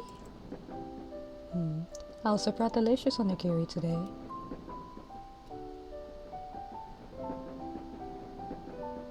How is it? Yummy! I'll be here every day until my husband's work is complete. Thank you. You know, you remind me of my daughter. She's several years younger than you. My biggest wish is to see her grow up happily. I don't know what you've been through, but if it happened to my daughter, I'd be so sad. So you don't need to thank me. It's what parents should do. May I know what is your husband doing at Shikanaki village? Okay, this is what I'm noticing. This is how we were set up for tragedy. She was lonely for the longest time. That Kihara's mom, being nice to her, made her have like favoritism towards them, right? And now Kihara's mom is gonna talk about his work, and she is gonna allow it. And this is how the tragedy starts to unfold. He is an investment consultant. A company wants to build a food processing factory at Shikanagi village, and he is in charge of assessing the risk. I heard a lot of villagers are quite against that plan to build a factory, so it's quite difficult for him to convince the villagers. Maybe you could pray at the Hoshin ritual. Hoshin will answer a lot of prayers. Perhaps he will be touched by your sincerity and make that plan for the factory go smoothly. I remember my husband mentioned Hoshin before, but I'm not a follower of Hoshin. I'm a priest to work. Hoshin likes those who are truly sincere. Even if you're not a follower, as long as you pray wholeheartedly, he will definitely help you. Then I'll definitely give it a shot. Right, I haven't introduced myself. I'm Kihara Ayako. My name is Kiritani Yuki. I wonder if she just made that name up or if that's her actual name. And in the case that she made that name up, the fact that she continues to use it after so many years, it becomes just even more sad. Because, Jingo lied to Ajako. Jingo made up the name Kiritani Yuki. Yeah, then it just becomes more sad because just being friends with Ayako became so important to Yuki that even if this name was made up on the spot, she treasured the name more than like the title of Jingo. Jingo had already forgotten her own name a long time ago. Besides, God of Abundance wouldn't confer his mighty power so easily. Jingo decided to help Ayako in her own way. And this is how the tragedy is set up. Jingo-sama, what are you doing in such a place? This is a good place to watch a movie. If you want to see a movie, I can get someone to arrange that. It's damp and dark here. What if you get injured? Oh my gosh, no. This whole story, this whole tragedy, we're getting like the tea out of it. It's all serious, it's so emotional. And then you bring in into their culture. It's very jarring to say the least. Watanabe, relax. By the way, come over here and check this out.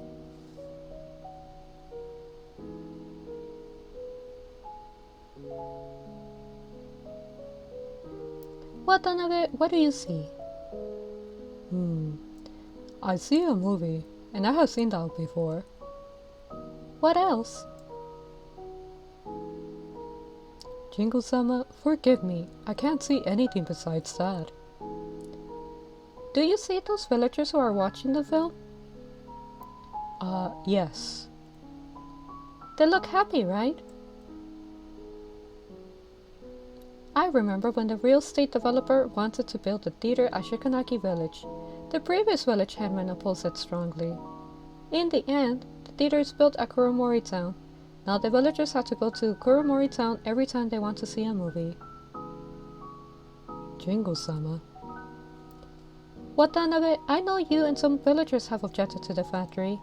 But once the factory is built, the villagers could find stable jobs and increase their income. What's more, I can feel my body aging already. How come? It started quite some time ago. I think my health is getting worse and my memory is not as good as before. Even that yokai I met during my childhood. He is my only friend, but I can't remember his name now. No! Oh, Saki. I don't know if I can still watch over this village for much longer.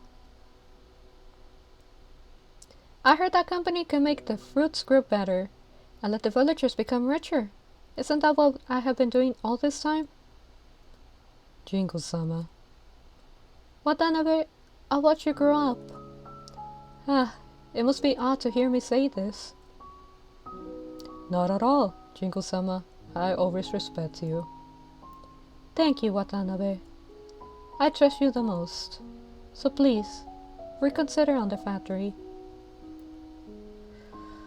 She lied. She wasn't dying or anything like that. She lied so that she could help Ayako, which became in essence her only friend. Jingo is a gentle and a kind person. But she never realized that her kindness would lead to tragedy.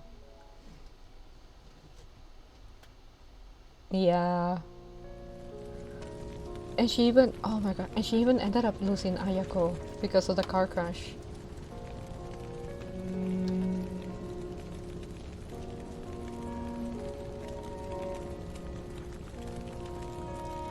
Ayako! Kiritani, I can't move. Can you help me take Caution out? Take her to a safe place. Yes, Ayako, I'll come back soon to save you. Although Jingo looked young, her body was as old as a 70-year-old person. She used up all her strength to save Kiharu-chan. Don't worry, I'm going to rescue Ayako now. As Jingo was about to save Ayako, she found out that the car was already engulfed by the fire.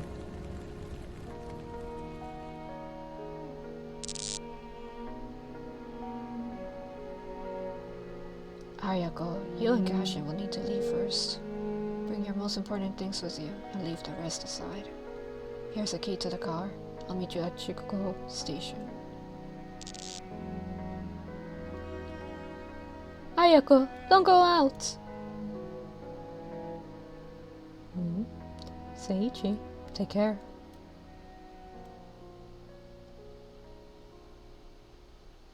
Why?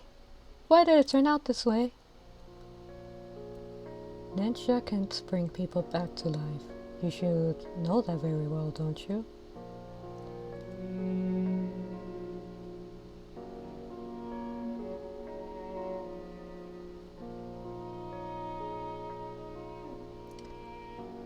Gashin-chan, have you packed your things?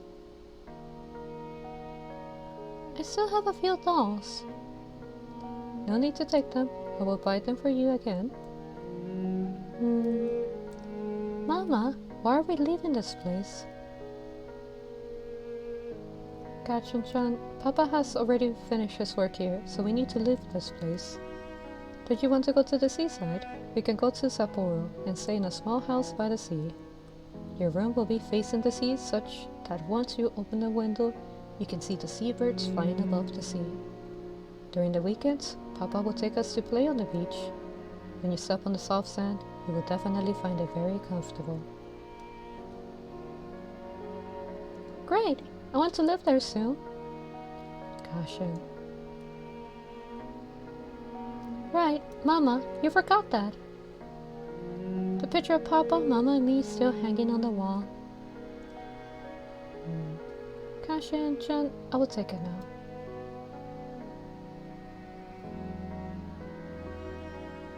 Jingo didn't try to stop Ayako again.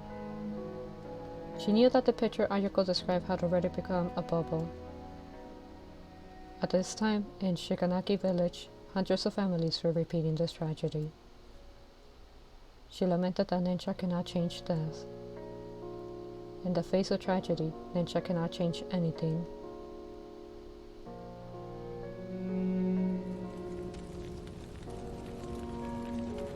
Ayako.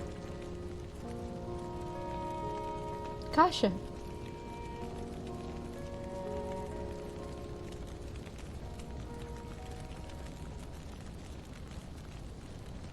kind of invested in the story. I'm sorry if I'm quiet, but I wanna know.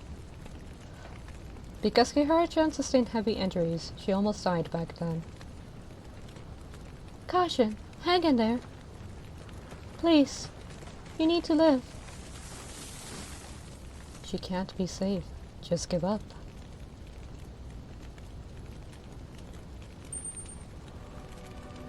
Caution! Ayako told me she hoped you could grow up happily. Your life is only just beginning. I won't let you leave this world. Hey, what are you doing? Jingle, you dare to transfer my power to this human? Do you know the price for doing this? Hoshin-sama, I have caused countless tragedies. For once, just this once, let me make amends for one tragedy.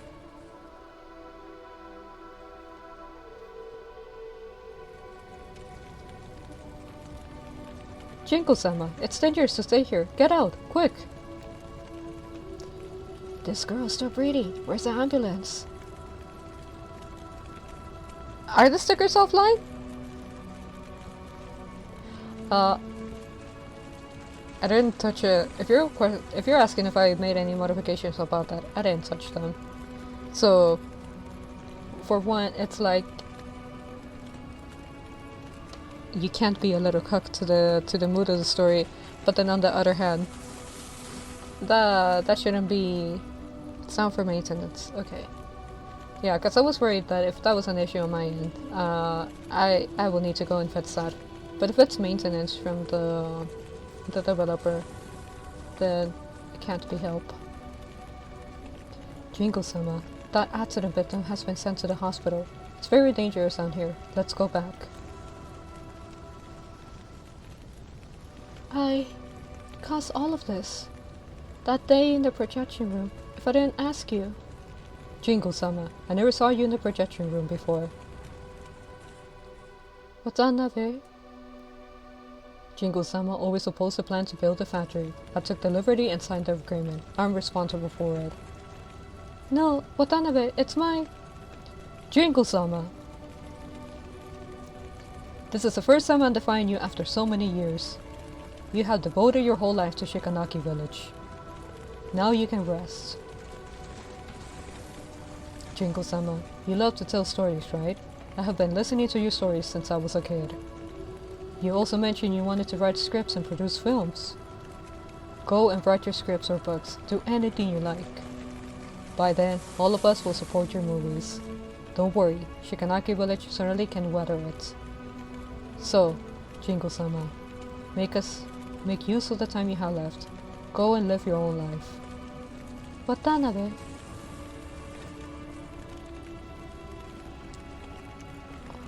Go and live your own life. These words sound so simple. But to Jingle, it is not going to happen. From that moment when she walked to the altar, she could not have her own life. And her punishment for using God of Abundance's power without thinking. God of Abundance stripped Jingle of her voice. God of Abundance wanted to issue orders with Jingle's voice. But with the economic bubble, Shikanaki village decline is irreversible. Young people have left Shikanaki village, and the elderly have passed away one by one. By lacking worshippers, God of Abundance has met the same fate as Eiko-sama. But one thing that I'm kind of confused about, or that's interesting, is the fact that Kihara is alive, right? That she's able to interact and use Nensha. So she still has Hoshin's powers. Why didn't you? It's all your faults. Nobody will forgive.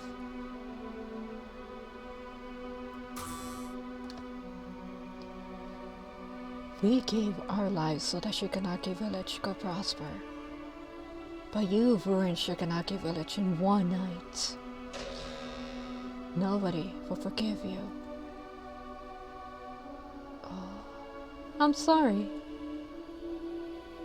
So when we went and looked into memories, those were memories of Kiritani. Please, forgive me. Please, forgive me. I'm sorry.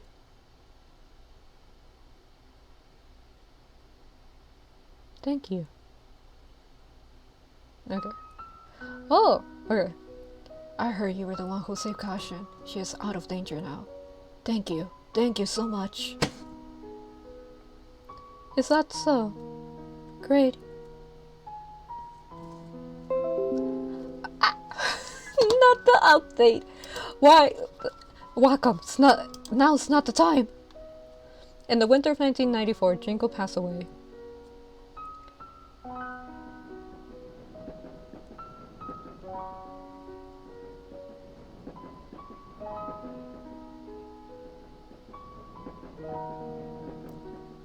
It doesn't seem that long since we last met.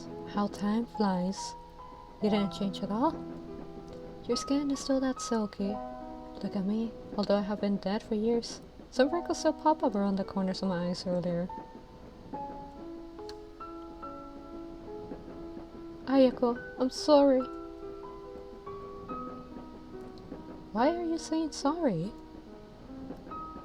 I allowed the village headman to approve the factory's construction. If I didn't agree to it, none of this would have happened. I see. Hiratani, even if you didn't agree to it, the factory will still be built. Even if Seiichi's negotiations failed, new companies will still rush in to negotiate. I will quote Seiichi's words. This is a result of changing times. Changing times is a daunting catalyst. It makes buildings grow from fields. At the same time, they can also turn to ruins instantly. Nobody can resist this kind of force. So this is not your fault. You don't have to apologize to me. I had to thank you instead. Kiritani, thank you for saving Kashin. Actually, I'm the one who should thank you. All this while, I thought I could save the masses. When I look back, I was just pleasing them with our deity's power. I hoped they would get closer to me and wouldn't treat me as an abnormal person. But the more I helped them, the more scared they were of my powers.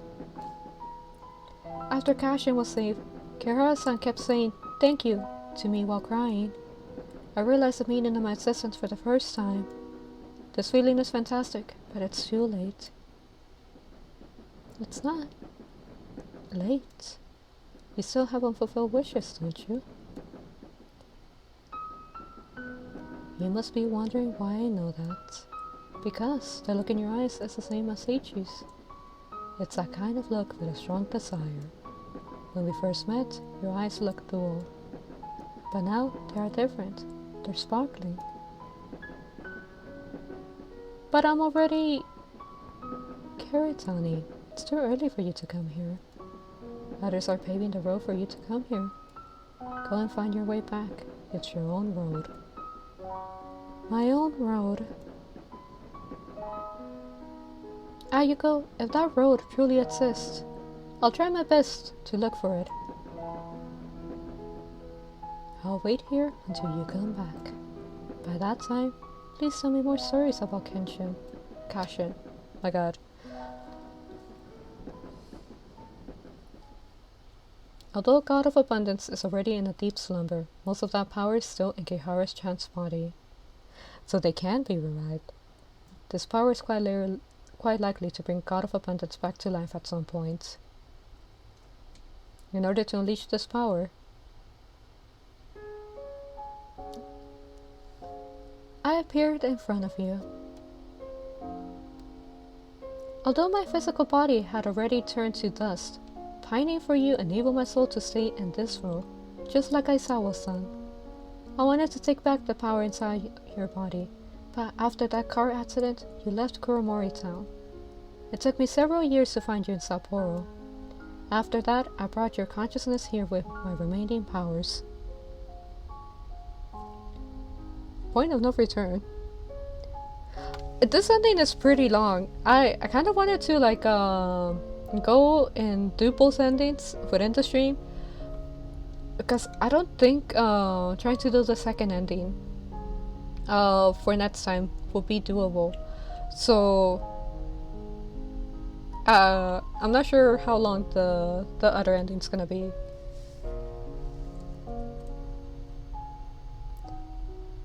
That is to say, the notebook, feather, Nensha, projector. Yes, I lied to you. From the very beginning, you have walked into the trap I have set. Because Hoshin took away my voice, I can only talk to you through the notebook. And the feather and projector in the theater are crucial items to unleash Hoshin's powers. When you first started the projector with Nensha, part of the power from Hoshin had already been drawn out. That power probably refused to leave the host, which caused disruptions in Nensha, and you passed out. You're saying my body still has the power from Hoshin? At first, I intended to let you use the projector again and release the rest of that power, but there's no need for that now. After all the things we have experienced at the theater and your trust in me, I finally understood that you and I are different. I helped the villagers out of desire and inferiority. I was afraid the villagers would leave me out, so I kept giving without any limits. I wanted to gain other people's recognition through my generosity. This kind of strong desire fed Hoshin, while you trusted me and helped the other yokai because you made your decisions by listening to your heart. So you are not destined to become Hoshin's puppet. Now, there's hardly any power left, and it will gradually fade with time. Sorry about that. Kihara-chan, you trusted me, but I lied to you from the very beginning. But I didn't lie to you about the part as a writer of unsellable books. Writing a book is so much harder than assuming my role as Jingu. Actually, you don't need to apologize, Kiritani. You gave me Hoshin's powers and saved me from the car accident. After losing Hoshin's powers, I feel so relieved. Plus, this journey is very interesting. I made a lot of friends and experienced an adventure I wouldn't have dared to imagine previously. This adventure is so much fun. I'll definitely write it into my book. Why?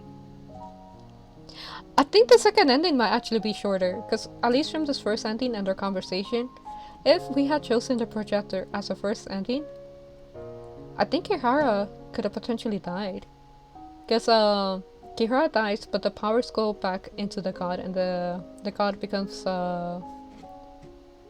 it gets revived, or either the god gets revived, but Kihara is now tied to the god to take a similar role as Kiritani against her will.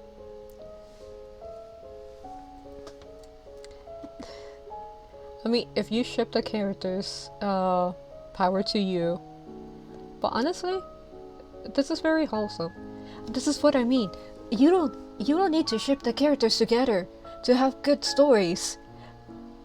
No, you don't need to show them to have this bonding, this trust, this honesty. It's achievable because like they're friends, they travel together. It's achievable because like one of them lied to the other. One of them in essence was an antagonist to the other. So it doesn't have to be romantic to be good or to be like a fulfilling relationship. And so stories like this are so enjoyable, sometimes even more than romantic stories.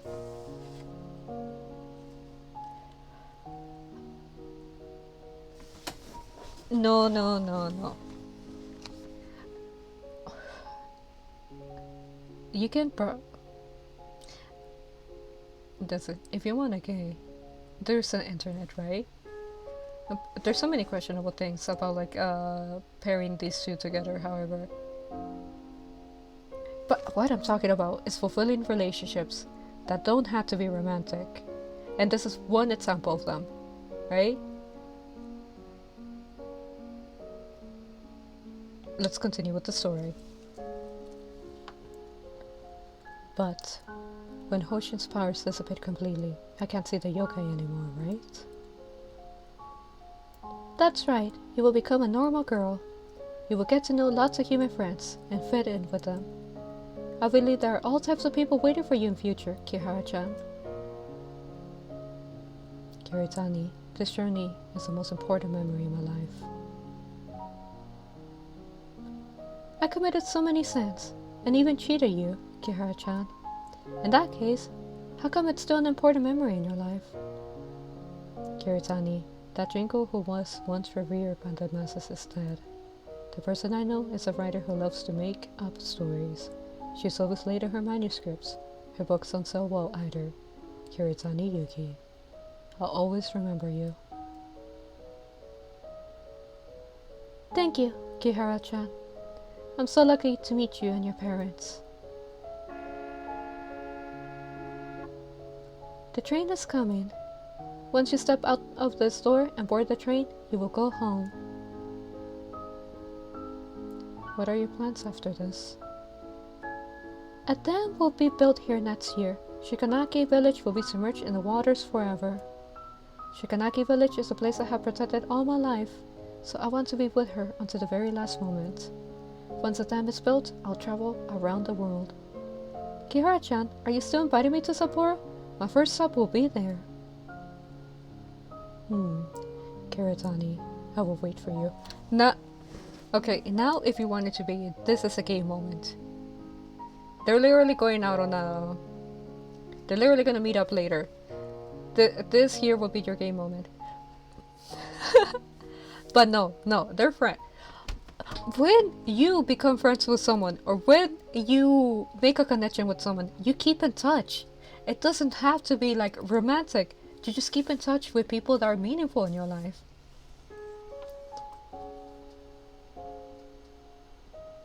Well then, see you, Kihara-chan. See you. Oh my gosh, the Sailor Moon. Sailor Moon is a whole can of worms. Between the Cousins bits and the Unicorn bits and the...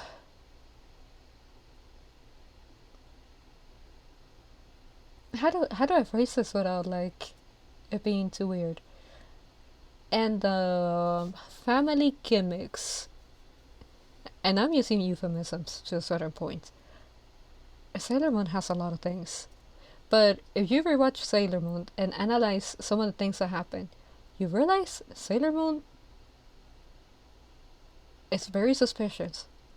Like any 90s show. This dreamlike adventure has come to an end. The memories before I was 8 years old are still incomplete. Those memories are probably lost forever. All the stories in this world are like that. Once experienced, you can never return to the past.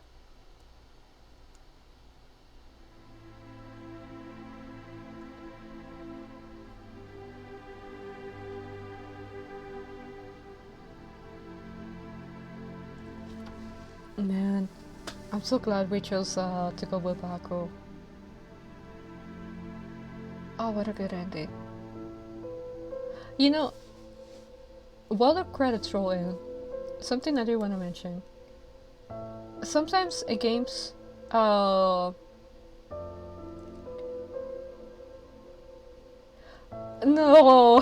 okay, listen. Sometimes in games, I end up choosing the good end on the first run, right? And you know, that normally people wouldn't complain about that, right? If I had gone into the bad end, I would definitely play the game again for to get that good end, right? But whenever I get good endings, I hesitate on playing the game again. And you know, maybe this is some weird type of logic on my part, right? But if you have a good end, just for your own curiosity, are you willing to destroy the happiness that you already made? Just for your own curiosity? It's kind of like the dilemma that Undertale presents, right? You have the genocide route, you have the neutral route, and then you have the true ending, the pacifist route, right? And you know, if you can, usually a lot of people go into the neutral route because they don't know better, right? But then a lot of people choose to go into the pacifist run because the mechanic is interesting. So they do pacifist run. They get like that fulfillment for several characters, and then they go back and do genocide route. But you know, once you do the genocide route, you can't get out of it. Right? You're locked into that. You made that decision for your own curiosity. And sometimes when I play games, I kind of treat it like that. Where if I already got the good ending, am I willing to destroy it just for the sake of my own curiosity? Even if I don't get punished like Undertale would when you decide to go for the bad ending or for like that unfulfilling route. In my mind, I just don't want to disturb them. You haven't had your dinner? I got held up by some things on my way home. I still have work to do. You don't need to cook for me. Okay.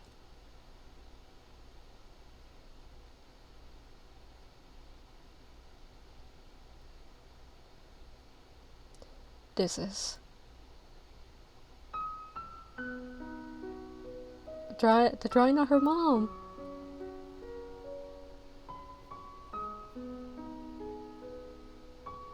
How did you? Kashin, where did you get this drawing? An acquaintance. No. A yokai who could draw gave it to me. I see. Kashin, if you get the chance, help me to thank that yokai on my behalf.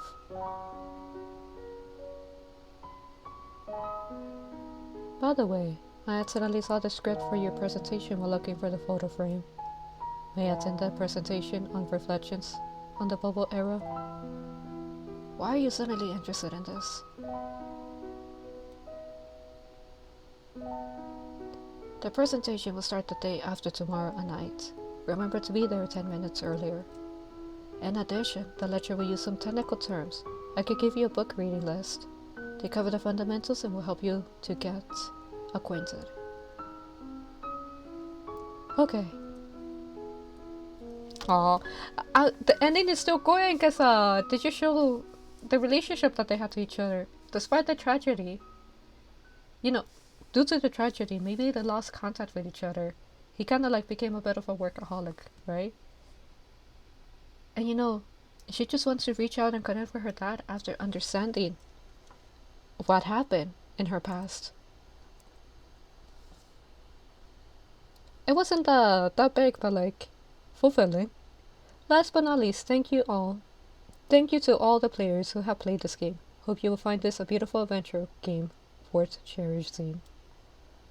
I'm actually glad. Okay. I'm glad to have played this game.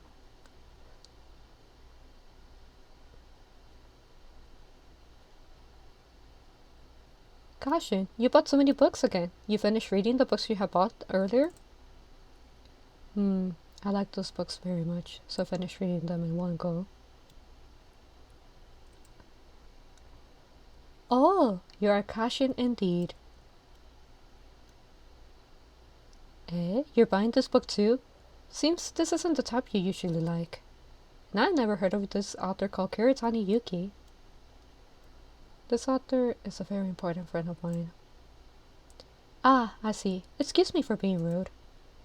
Kuromori Kitan, Strange Tales of the Black Forest, and Kobayashi Sensei's Kaminchosa Roku, Kiss Files with the False Friends. The total cost? I almost forgot! Here's a description card that comes with Kaminchosa Roku. There are a lot of puzzles in this book. You can use the accompanying description card to solve the puzzles. It said that Kobayashi Sensei invented this unique reading style. Decryption card. It suddenly occurred to me that I have seen this card before in an office at Kuromori Chogekicho. There are a lot of puzzles in this book. You can use the accompanying description card to solve the puzzles. It said that Kobayashi Sensei invented this unique reading style. Decryption card. It suddenly occurred to me that I have seen this card before in an office at Kuromori Chogekicho. Megumi-san said it was a unique decryption card Terajima Issei invented. Terajima Issei is a follower of the Shinran Goku and the mastermind behind the gas attack on the theater. Kobayashi Sensei. Is Terajima Issei? Wait a minute. Huh?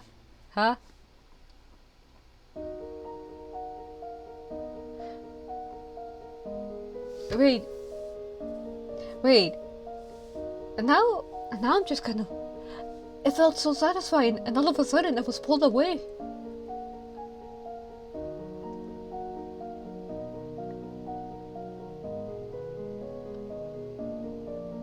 Is this supposed to be... No, wait, is this supposed to be like because of a continuation?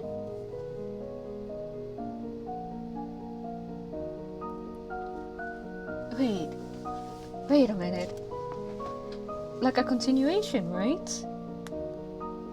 Like a No, I don't... They were so peaceful. So many issues got resolved. In the theater, even Aizawa. Like, so many issues got resolved. To go back to do the second ending, which can probably bring up some of those issues, so like, you know, cause another type of mayhem. Oh my gosh. But I'm actually torn between whether I had to go back and do that second ending and potentially like disturb the first ending, which seems like a really good ending. But it is true that we didn't solve the mystery of the cult. We didn't uncover who the mastermind is or like confront them. We know information about it, but like we haven't confronted them.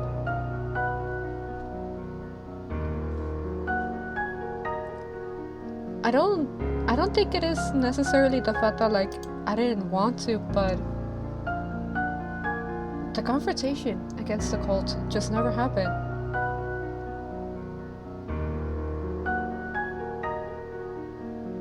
Oh my gosh. Oh my gosh.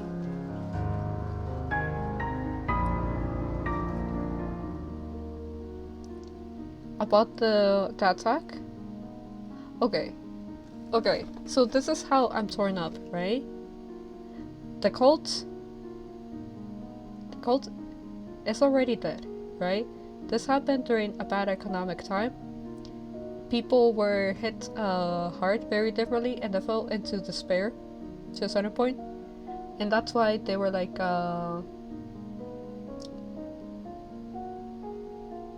bullied by the cult into doing terrible things, right? Because of that economic crisis. But it's just kind of like how Kihara's mom said, right? Some of this is just a result of changing times, right? What has been done has already been done, and sometimes you simply have to let it go, right?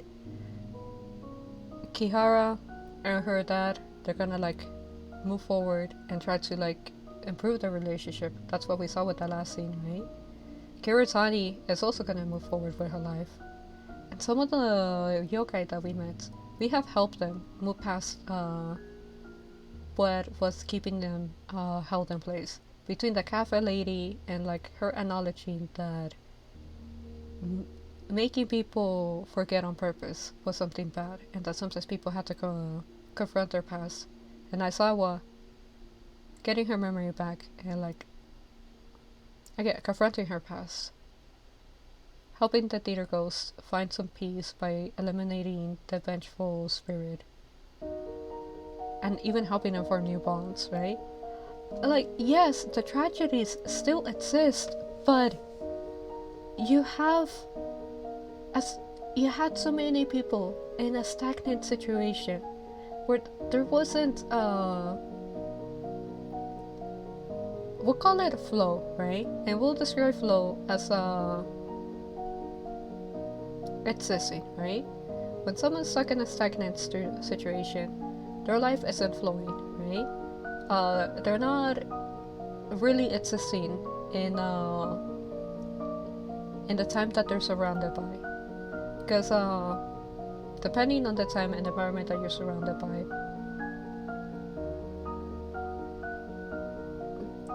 things will events will happen, but a stagnant person does not react to those events because they're stuck in the time, or like in the events of already past events, right? So you had so many stagnant people, so many people that didn't have any flow, right? And when Kihara went and helped them out, she helped them get their life flowing again, move on from the past and be able to live in their present. So while the bigger mystery about the cult was not resolved, it's kind of okay, because that's something in the past. To obsess over it is to potentially cause the stagnation again, or even a worse event.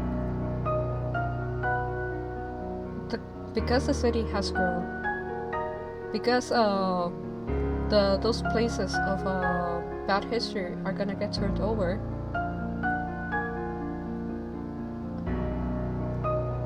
that's why I'm saying this could potentially be for like another game, right? Where if Kihara decides to investigate. But I don't think it'll be the ending of the second game. And even if it was, again, it's kind of becoming stagnant. You have found some type of peace. You have found some type of acceptance. You sometimes just have to, like, once you accept that certain things that happen, you just have to, like, move with life. If the opportunity arises to confront maybe something from the past that's still important, you take that opportunity, but you're not gonna disturb the peace that you have found. It's just an important hard-earned peace to obsess over the past. No, and that's the thing. We don't know about the victims' families, but at the very least, from the spirits, from the ghosts, we have helped them find some peace about that, right? And even, how do I put this? I will think that for some of the families, they weren't able to move on, but for some of the other ones, they have. And to like just ruffle all of that again for curiosity, it's just kind of, I don't think it's worthwhile.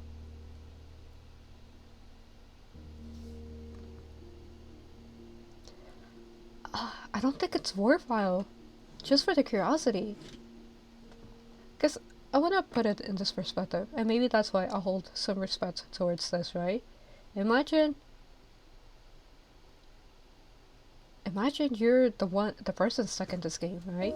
Maybe you're Kihara, right?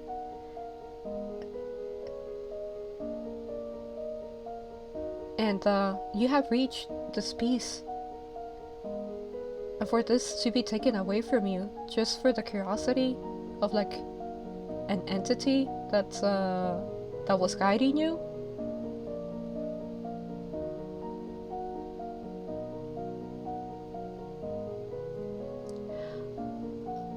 That's if you solve the case. That's an if, right? But here's the thing, what if you don't? Then what do you... That's a question. Do you actually let it go? A lot of people wouldn't let it go once they started putting effort into like trying to solve it, right? Because the argument is like, I already put this much effort, right? Why would I like toss it away? People have a hard time letting go, especially once they already put like either an emotional investment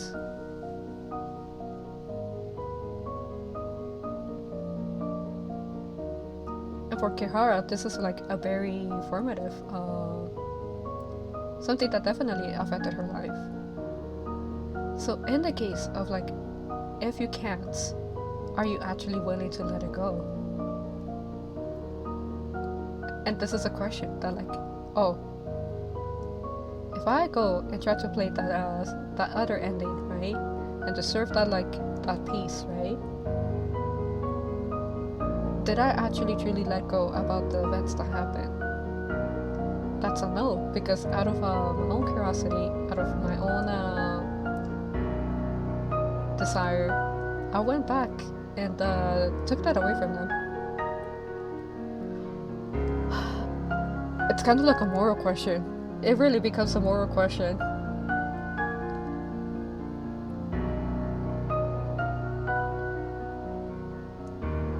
Because then, okay, this is how I see it, right? If I go into the second ending, right? That's the ending that we ended on, right? That's the last thing that happened. Okay, that's the last thing that happened, right? And so that's what ends up becoming the last thing that we leave on. That's what sticks to our head.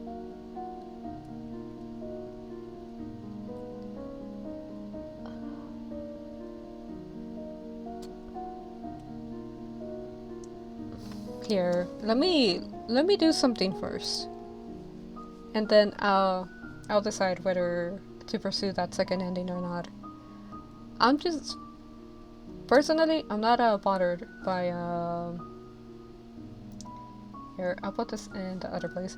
Personally, I'm not bothered by spoilers, right? So I'll just look on what's the other ending. Yeah, I'll look on what's the other ending, and depending on, like, if it actually changes completely how the story ends, I'll tell you guys if it's a yes or a no. Because I think that last bit isn't necessarily that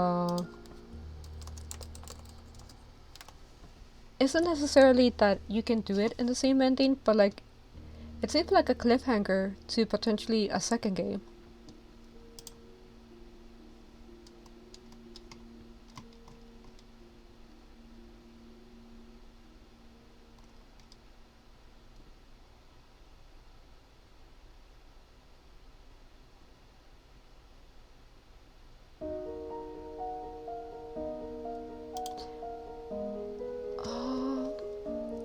So, I am currently looking at that.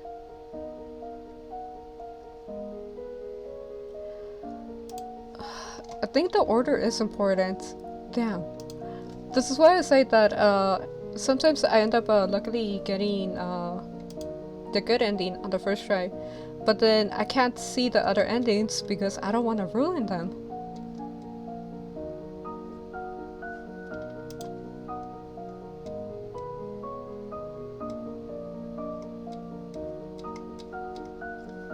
So I actually had to scroll down a little bit further, but I'm looking, I'm making sure.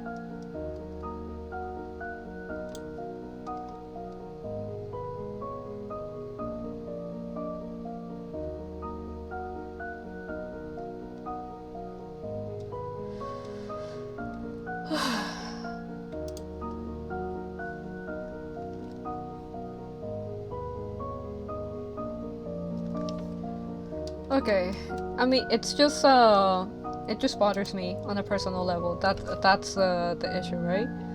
So I end up getting the good ending on the first tries, and that means that sometimes because I don't want to deserve that good ending, I don't see the other endings. If I do see them, I have to, like, look for them online.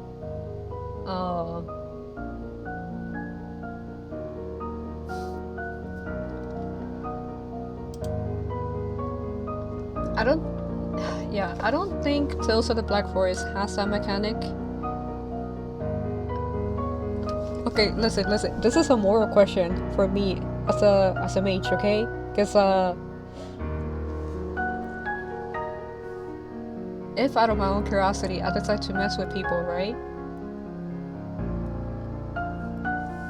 If out of my own curiosity I decide to mess with people's progress, right?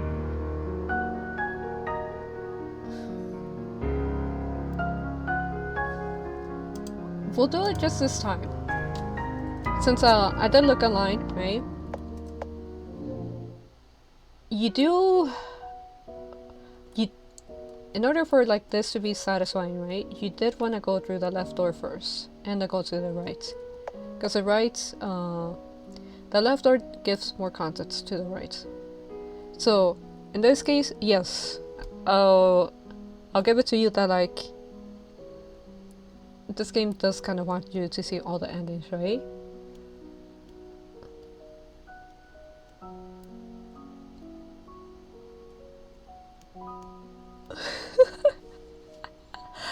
Oh my gosh.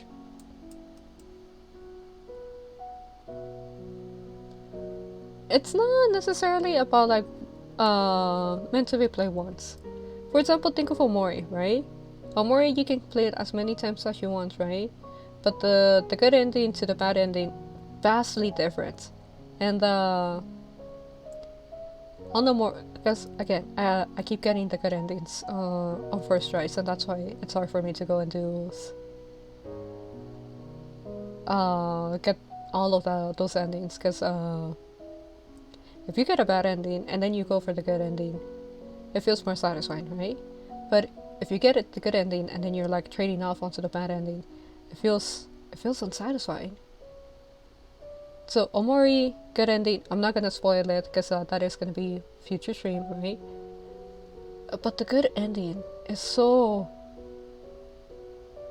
emotional, so touching, that to like disturb that acceptance for my own curiosity does feel scummy. But and so yes, even Omori, though it isn't technically single play, you can change the endings whenever you want.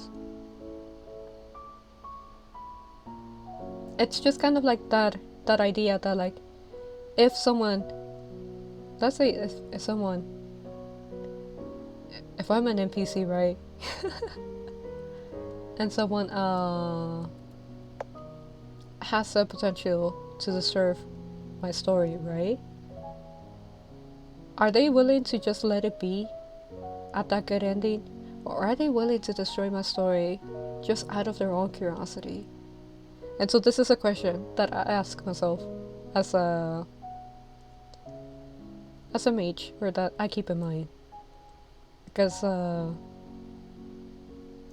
if I don't want it to be done to me, why would I do it to other entities? Even if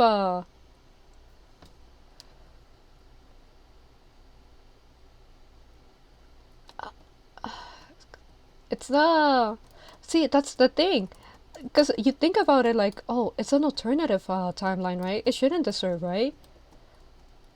But then you created those two timelines.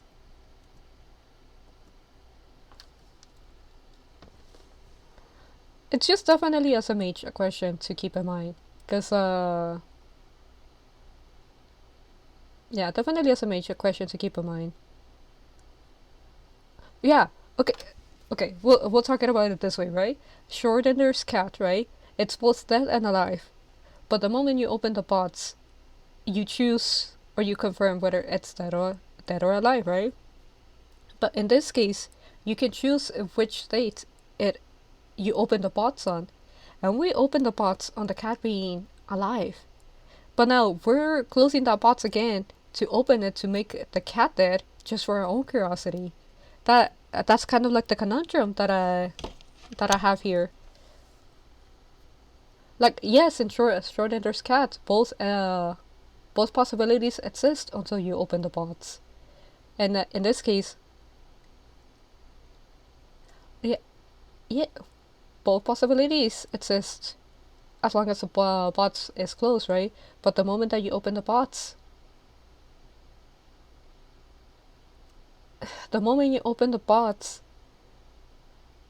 is when whether the cat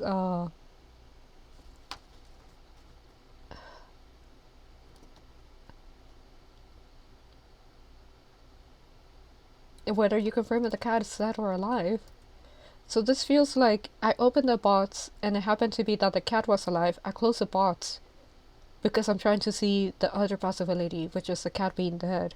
That's the conundrum I have. That's the issue. A note is attached to the receptacle for the film reels.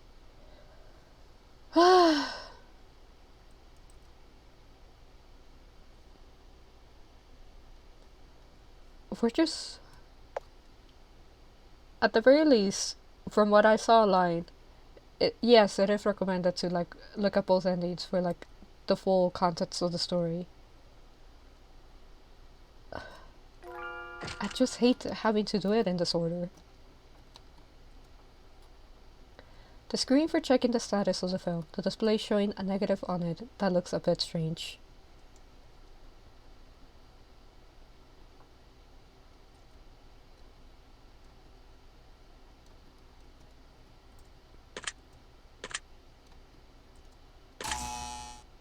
I don't like this.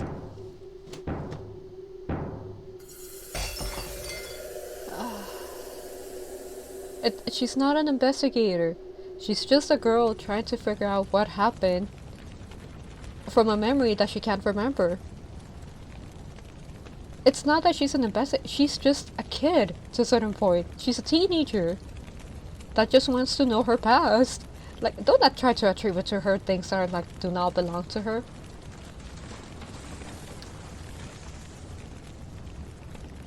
Kiritani, why are you here? Kihara-chan, thank you. You can speak for me.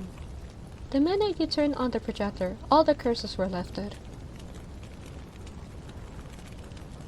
No, sometimes you do. Because for some people, it's just that important. You know, what's a good example? What's a good example?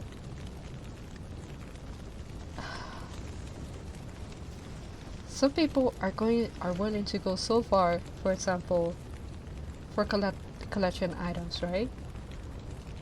And that's a material thing that they're very invested in. Some people are willing to go very far just to come to a resolution with something that personally bothers them because it has an emotional value to them, right? Just as how there's things that people are willing to pay a very high monetary price for, some people are willing to put high physical effort in order to achieve something that's either psychologically or emotionally valuable to them. Even it could potentially be something physically valuable, but as long as something is valuable to someone, right, that person chooses the price that they're willing to pay to get that desire. And in this case, for Kihara, being able to come into terms with like that memory, that past, was important enough to go through all of this. Kihara-chan, I'm really touched that you could trust me with your heart. But, sorry. I have promised you that I'd tell you the truth after the curse is lifted. But the truth is too heavy for you, so I can't tell you the truth. Sorry.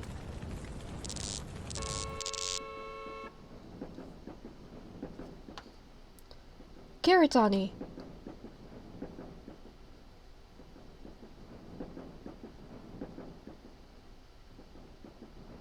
The scenery outside the window is so familiar.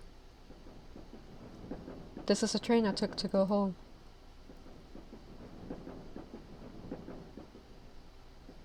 I seem to have woken up from a long dream. I cannot remember what happened in my dream. That name I called just now. Kiritani. Who is that person?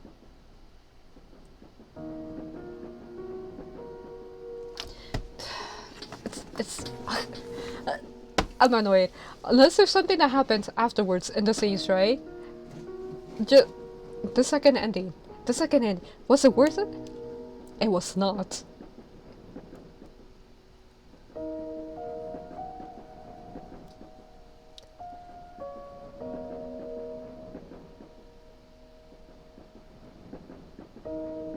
It's not about devaluing the first ending. Think again, if we're using Schrodinger's cat as a comparison, right? we opened the box and the cat was alive. And we closed the box because we were curious to see what was the second option. And now we left the box on the second option where the cat is dead. Oh my gosh. But we left the bots on the second option where the cat is dead. Unless we try to do the same again and forced to go back to the first option, right? We have essentially, for our own curiosity, took the life of the cats to see that second option. And unless we put the same effort to make sure to undo the second choice, we essentially killed the cat and then left it like that. Just as we put in the effort to see the second option, I think the effort to restore it back to the first option. Oh my gosh. There is a picture in my book.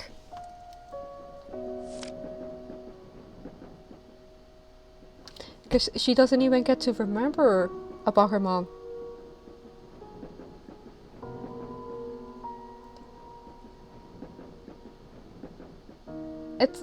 It's not about my own acknowledgement. Oh my gosh. How do I explain some of this?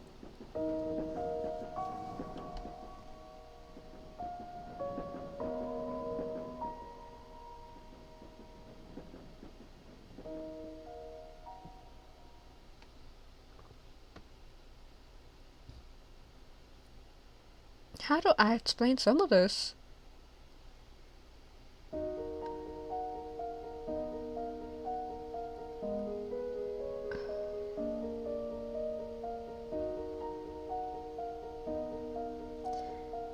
It's not about like, oh, I like this ending, and so even though our last action ended on the even though our last action ended on the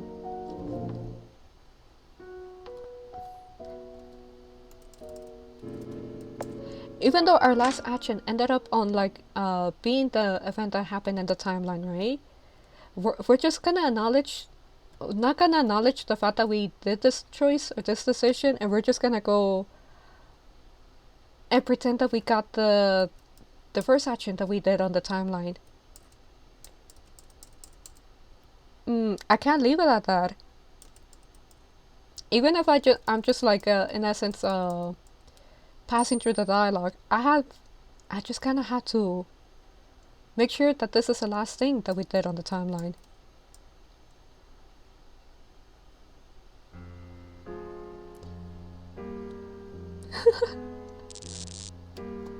Does it seem something weird?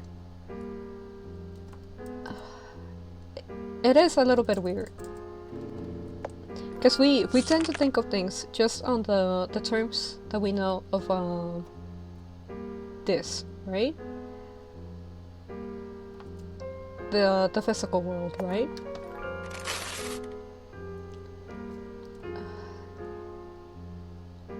Listen, I'll put it this way, right?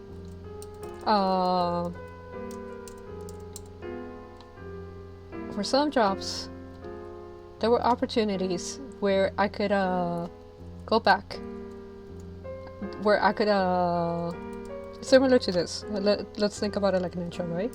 There were where I could go back, and just because you're able to go back does not mean that you try to look for a worse outcome. No, you actually try to look for a better outcome.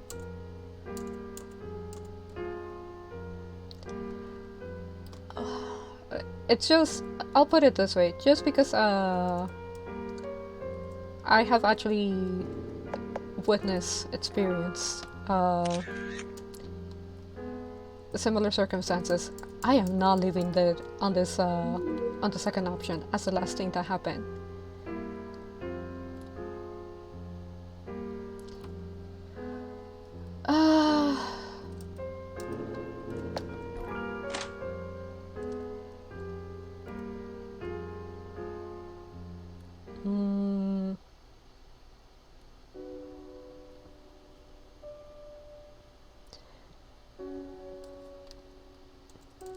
There is one thing about getting to know the entire story, and then there is another thing entirely about accepting the fact that you will simply not know.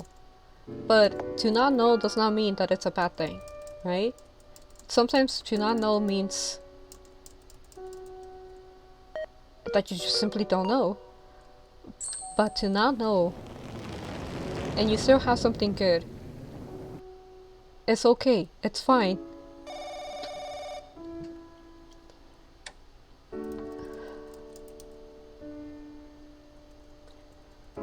Okay, but I think for Nier Automata, in order to actually get the good ending, you have to go through the bad endings first, right? And that's fine, because going through those endings is to like achieve the goal of actually like providing them some type of resolution or like some peace, right? But in this case, we already found that resolution, and then we went back and disturbed it for our own curiosity, to like quote unquote know the entire story. And as I mentioned before, for Sundrops, I definitely had to like experience events multiple times, right?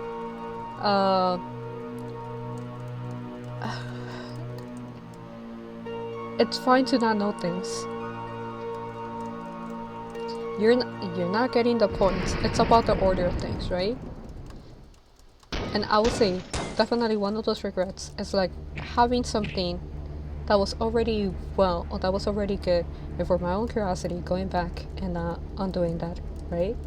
Just to know that story. And then unfortunately sometimes the time ends. It's not about feigning ignorance.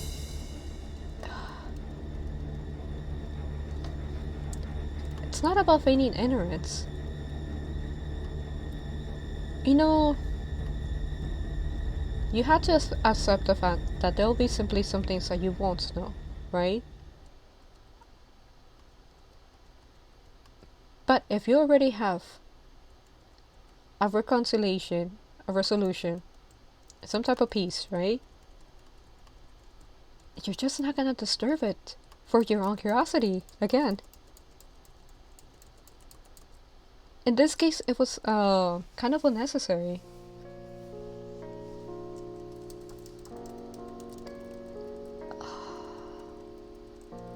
There's a difference between confronting something that's undesirable because it helps you move forward, and then there's a difference between having something that was already reconciled and undoing it again for the sake of curiosity.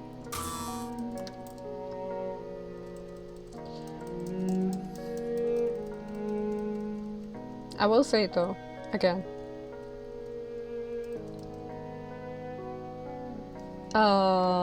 it becomes a bit of a... It's kind of important to me because once you make that choice, right? And let's say time runs out that you can't influence anymore, right? Let's imagine this, right? We're going through the events, we're going back in the past, we're repeating some of the events, right? Let's imagine that all of a sudden, time runs out, the game crashes, I can't open it anymore, right?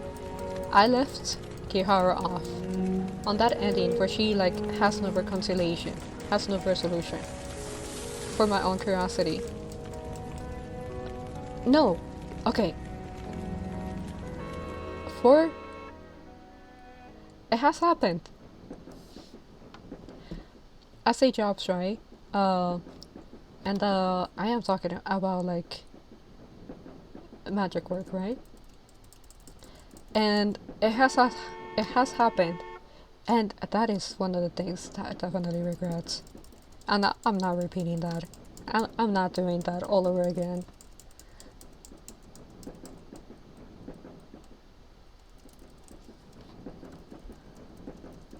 So yes, I am like going through the story this fast because we already saw it, right?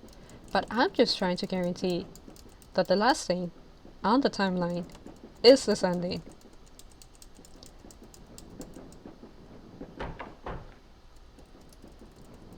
You know, it does seem confusing. It is It does seem weird. But I'm kind of like...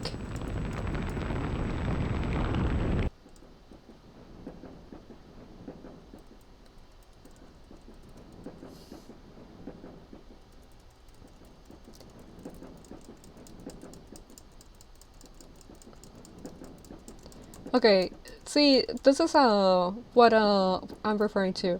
Because we see it as a game, right? But let's imagine this affects something else, right? And because it's a game, you decide to just leave it like that, right? And you just decided to leave it just like that, right? Because it's insignificant to you. It's just a game, right? At the end of the day. But to these characters, it's their life. But to you, it's a game. And when it comes to for other entities to consider you, let's imagine gods, right? Maybe to them, you're just a game. And if they decide to leave you off on a bad ending as a last action on the timeline, it's just a game at the end of the day, right? It's not like they can't go back in time and just do the other option. But like, they already saw that option first. So like, it doesn't matter. And yes, to me it might be a game for now, right? But you know, just as I'm thinking about these characters, like, oh, this is her life, this is her reality, right? When it comes to the consideration of maybe non-human beings, right? Extend this consideration in the same energy.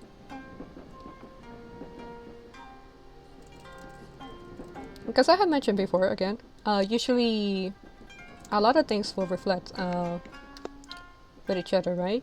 If you want them to respect your rules, right, you have to respect theirs.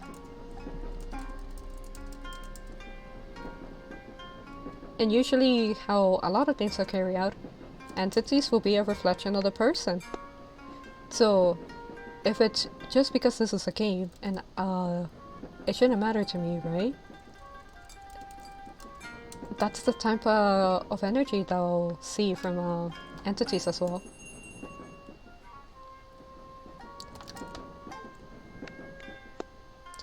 I'm not saying that it never existed or never happened, but I'm saying as a last action on the timeline, right? I think maybe trying to compare it to like Photoshop could be a helpful thing, right? Let's imagine in Photoshop you have two layers, right? Those two layers exist at the same time, but the order of the layers, the layer that's on top, is the thing that you'll see first before the second layer, right? And let's imagine that they overlap each other, that they get in the way of each other.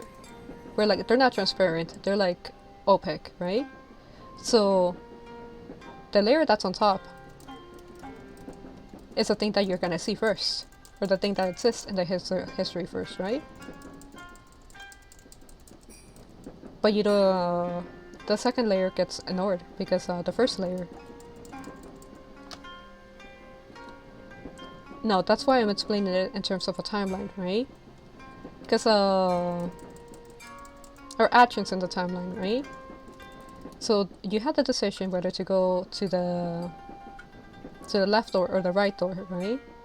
And those are actions in the timeline. You can't choose both doors at the same time. We picked one first, then we picked the second at a later time. But we can't pick both at the same time. We have to pick one.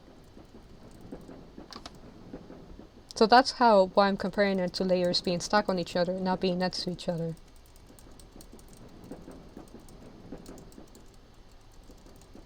Just because to you they exist at the same time does not mean they exist at the same time to the characters, right? It's better the comparison of the layers being stacked on top of each other rather than being side to side. Yes, both layers exist in the program or in the file. But the layer that you see when you open the file is the layer at the top, not the layer on the bottom.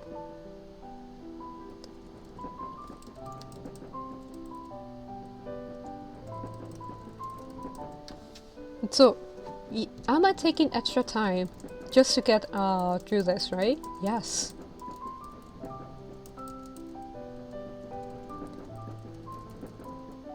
That's why I said sometimes it's kind of like regrettable when I get the good ending first. Because even if there's curiosity about the other endings, what they could potentially look like, I do not wish to deserve that at all.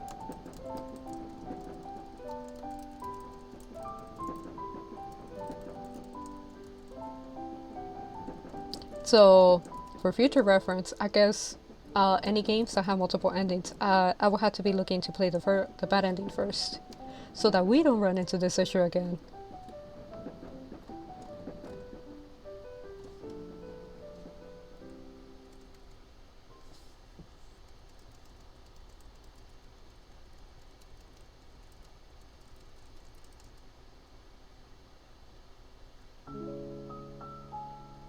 Although, to be fair, this first ending definitely pretty long.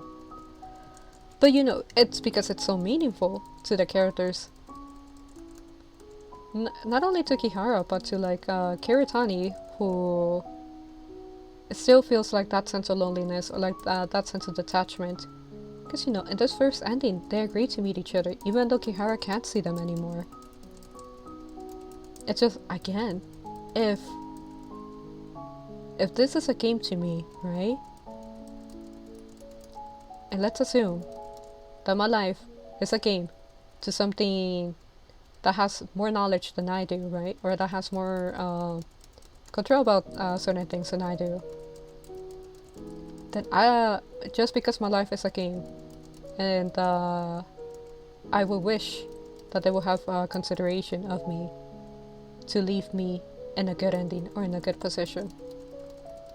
And if I cannot extend it to these characters that are fictional to me, just because they're fictional to me, I expect the same type of treatments from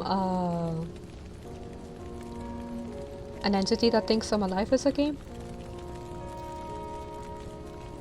That's why I said it's kind of a little bit of a moral question, right? Don't do to others what you don't wish to be done to you. Maybe it's kind of like how I was saying about that Megumi scene when I kept dying several times, right? Because it's not canon, Megumi doesn't remember that she already died several times to that monster because I just couldn't run in the game, right? And maybe it could potentially be like that for us, right?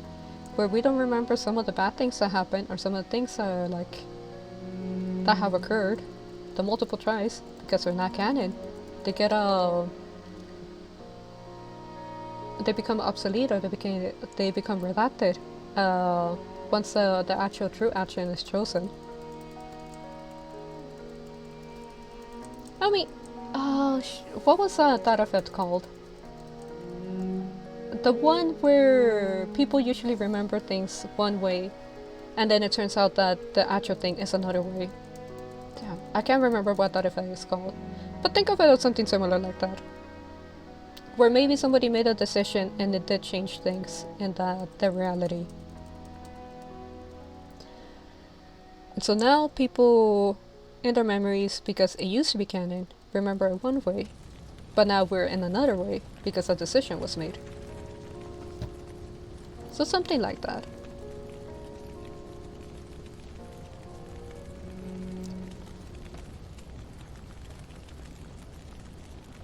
What was it? But one example of that, in case that I'm not coming out as clear. Monopoly guy, right? Everybody used to remember that he had a monocle, but he doesn't, right? If currently he doesn't. But a lot of people remember that he had a monocle. The Mandela effect, there we go.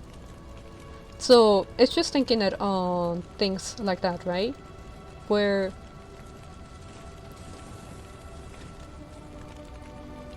if reality shift because of decisions made, maybe the skill isn't that important, right? For example, in the Mandela effect for some things, but when it does affect several people, I definitely do not want to wish to leave that action on a route that doesn't help anyone.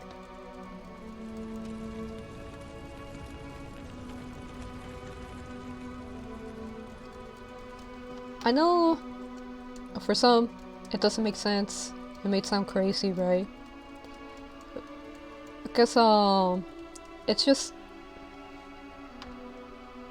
you have to get out of thinking of things on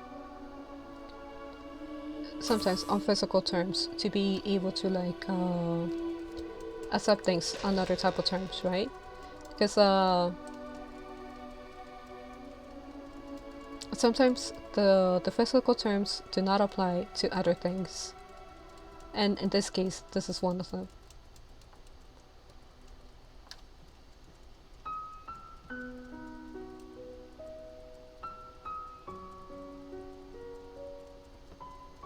But you know, after we finish going through the ending again, right? That's definitely when the stream will end.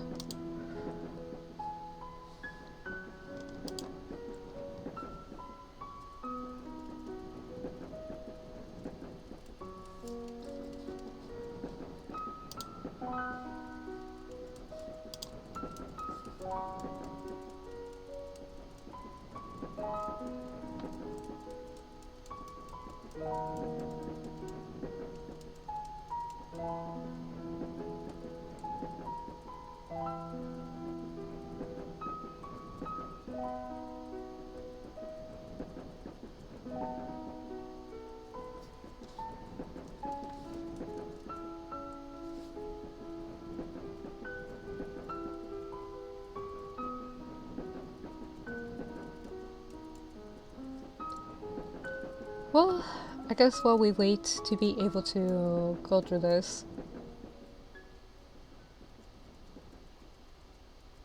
we'll say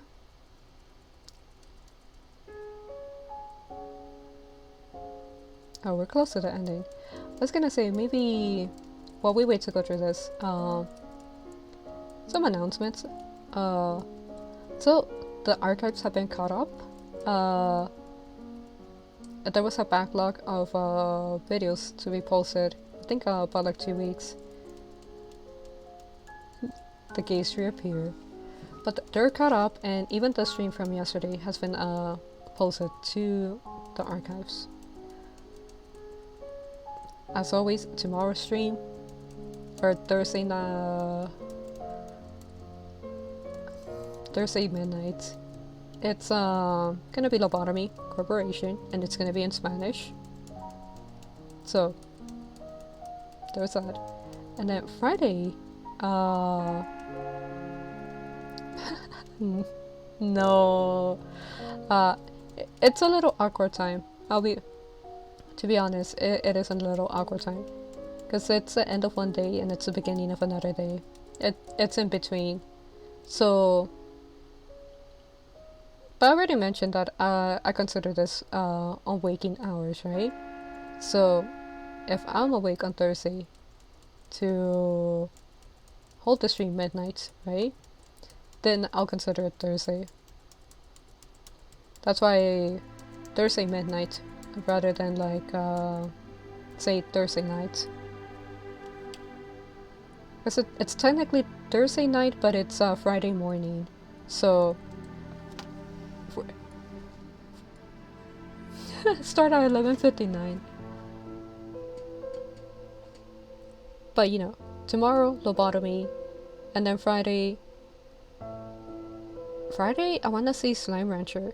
Today's stream was actually supposed to be Slime Rancher, but I had some complications with that. The game's not opening. Something about Unity. So I had to check if the game is still fine. That like the save didn't have anything weird happen to it. I'm not too entirely sure what's the issue. But yeah, today's stream was supposed to be Slime Rancher, and then for Friday it was supposed to be this game. Again, I'll hope it's fine. never has given me this type of issue before, but I have a suspicion of no. I have a suspicion of what might be interrupting it. What's it called? The antivirus that I use, those have something to restrict how usage in the computer is distributed, right? So you can restrict how things operate, and I was just like playing around with it. So just fixing those settings that I moved around, and that potentially could be the reason why Slime Rancher isn't working. Because maybe Unity counts as one of the things that gets restricted, but that's to be seen on Friday. At the very least,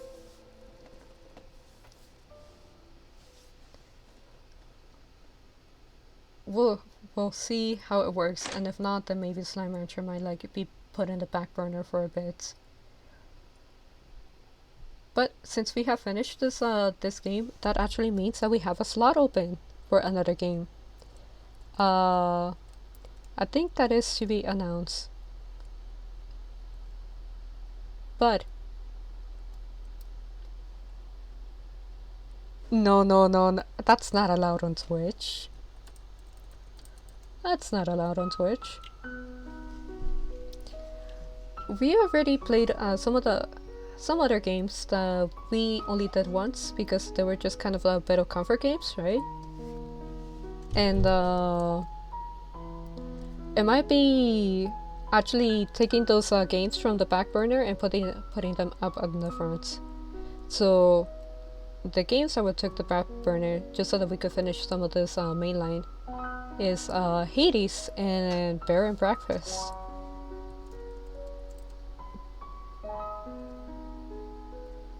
I think Bear and Breakfast might be the one that goes in the to fill in the position that Tales of the Black Forest leaves empty. But I think I'll announce the decision on that on Twitter. Because technically Tales of the Black Forest was supposed to be my horror game. I didn't really feel that much of horror though. The story was very enjoyable. I was focused more on the story than the horror aspects.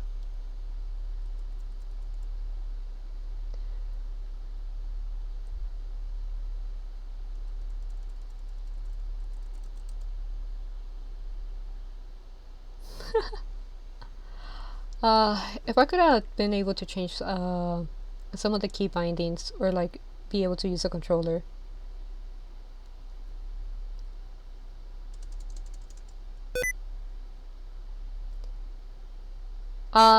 It just wasn't a problem because sticky keys were never on to begin with.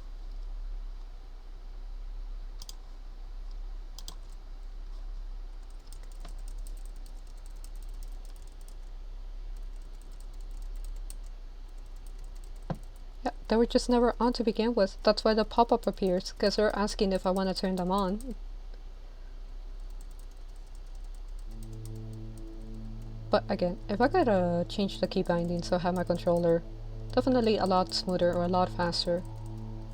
I am not comfortable with a keyboard. When I started playing, I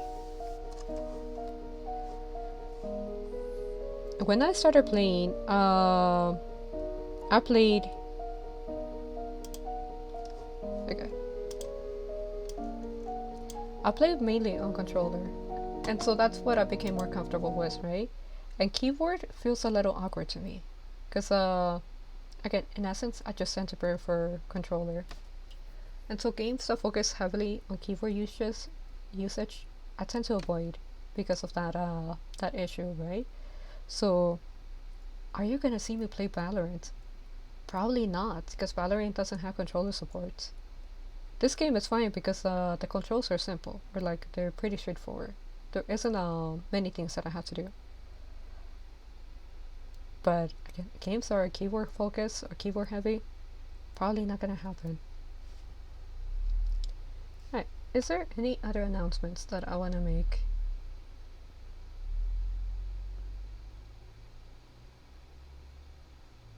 Um, I don't think it's the right time to talk about it just yet, but potentially the way that the schedule works could change or be modified. Um, maybe towards next week. Guess there is a little something special that is being cooked up, that is being prepared. But until that is planned out or confirmed, well, I'll just leave that announcement. So the schedule could potentially change a little bit for next week. But I think I have quote unquote stalled the stream enough with me doing that first ending all over again. But thank you for joining me on today's stream. Yes, me pursuing the first ending again is annoying. Will it happen again if something like this happens? Oh, absolutely. I am not leaving the characters on a bad ending. But again, thank you for joining, and I hope you guys have a good rest of your technically from Thursday. See you later.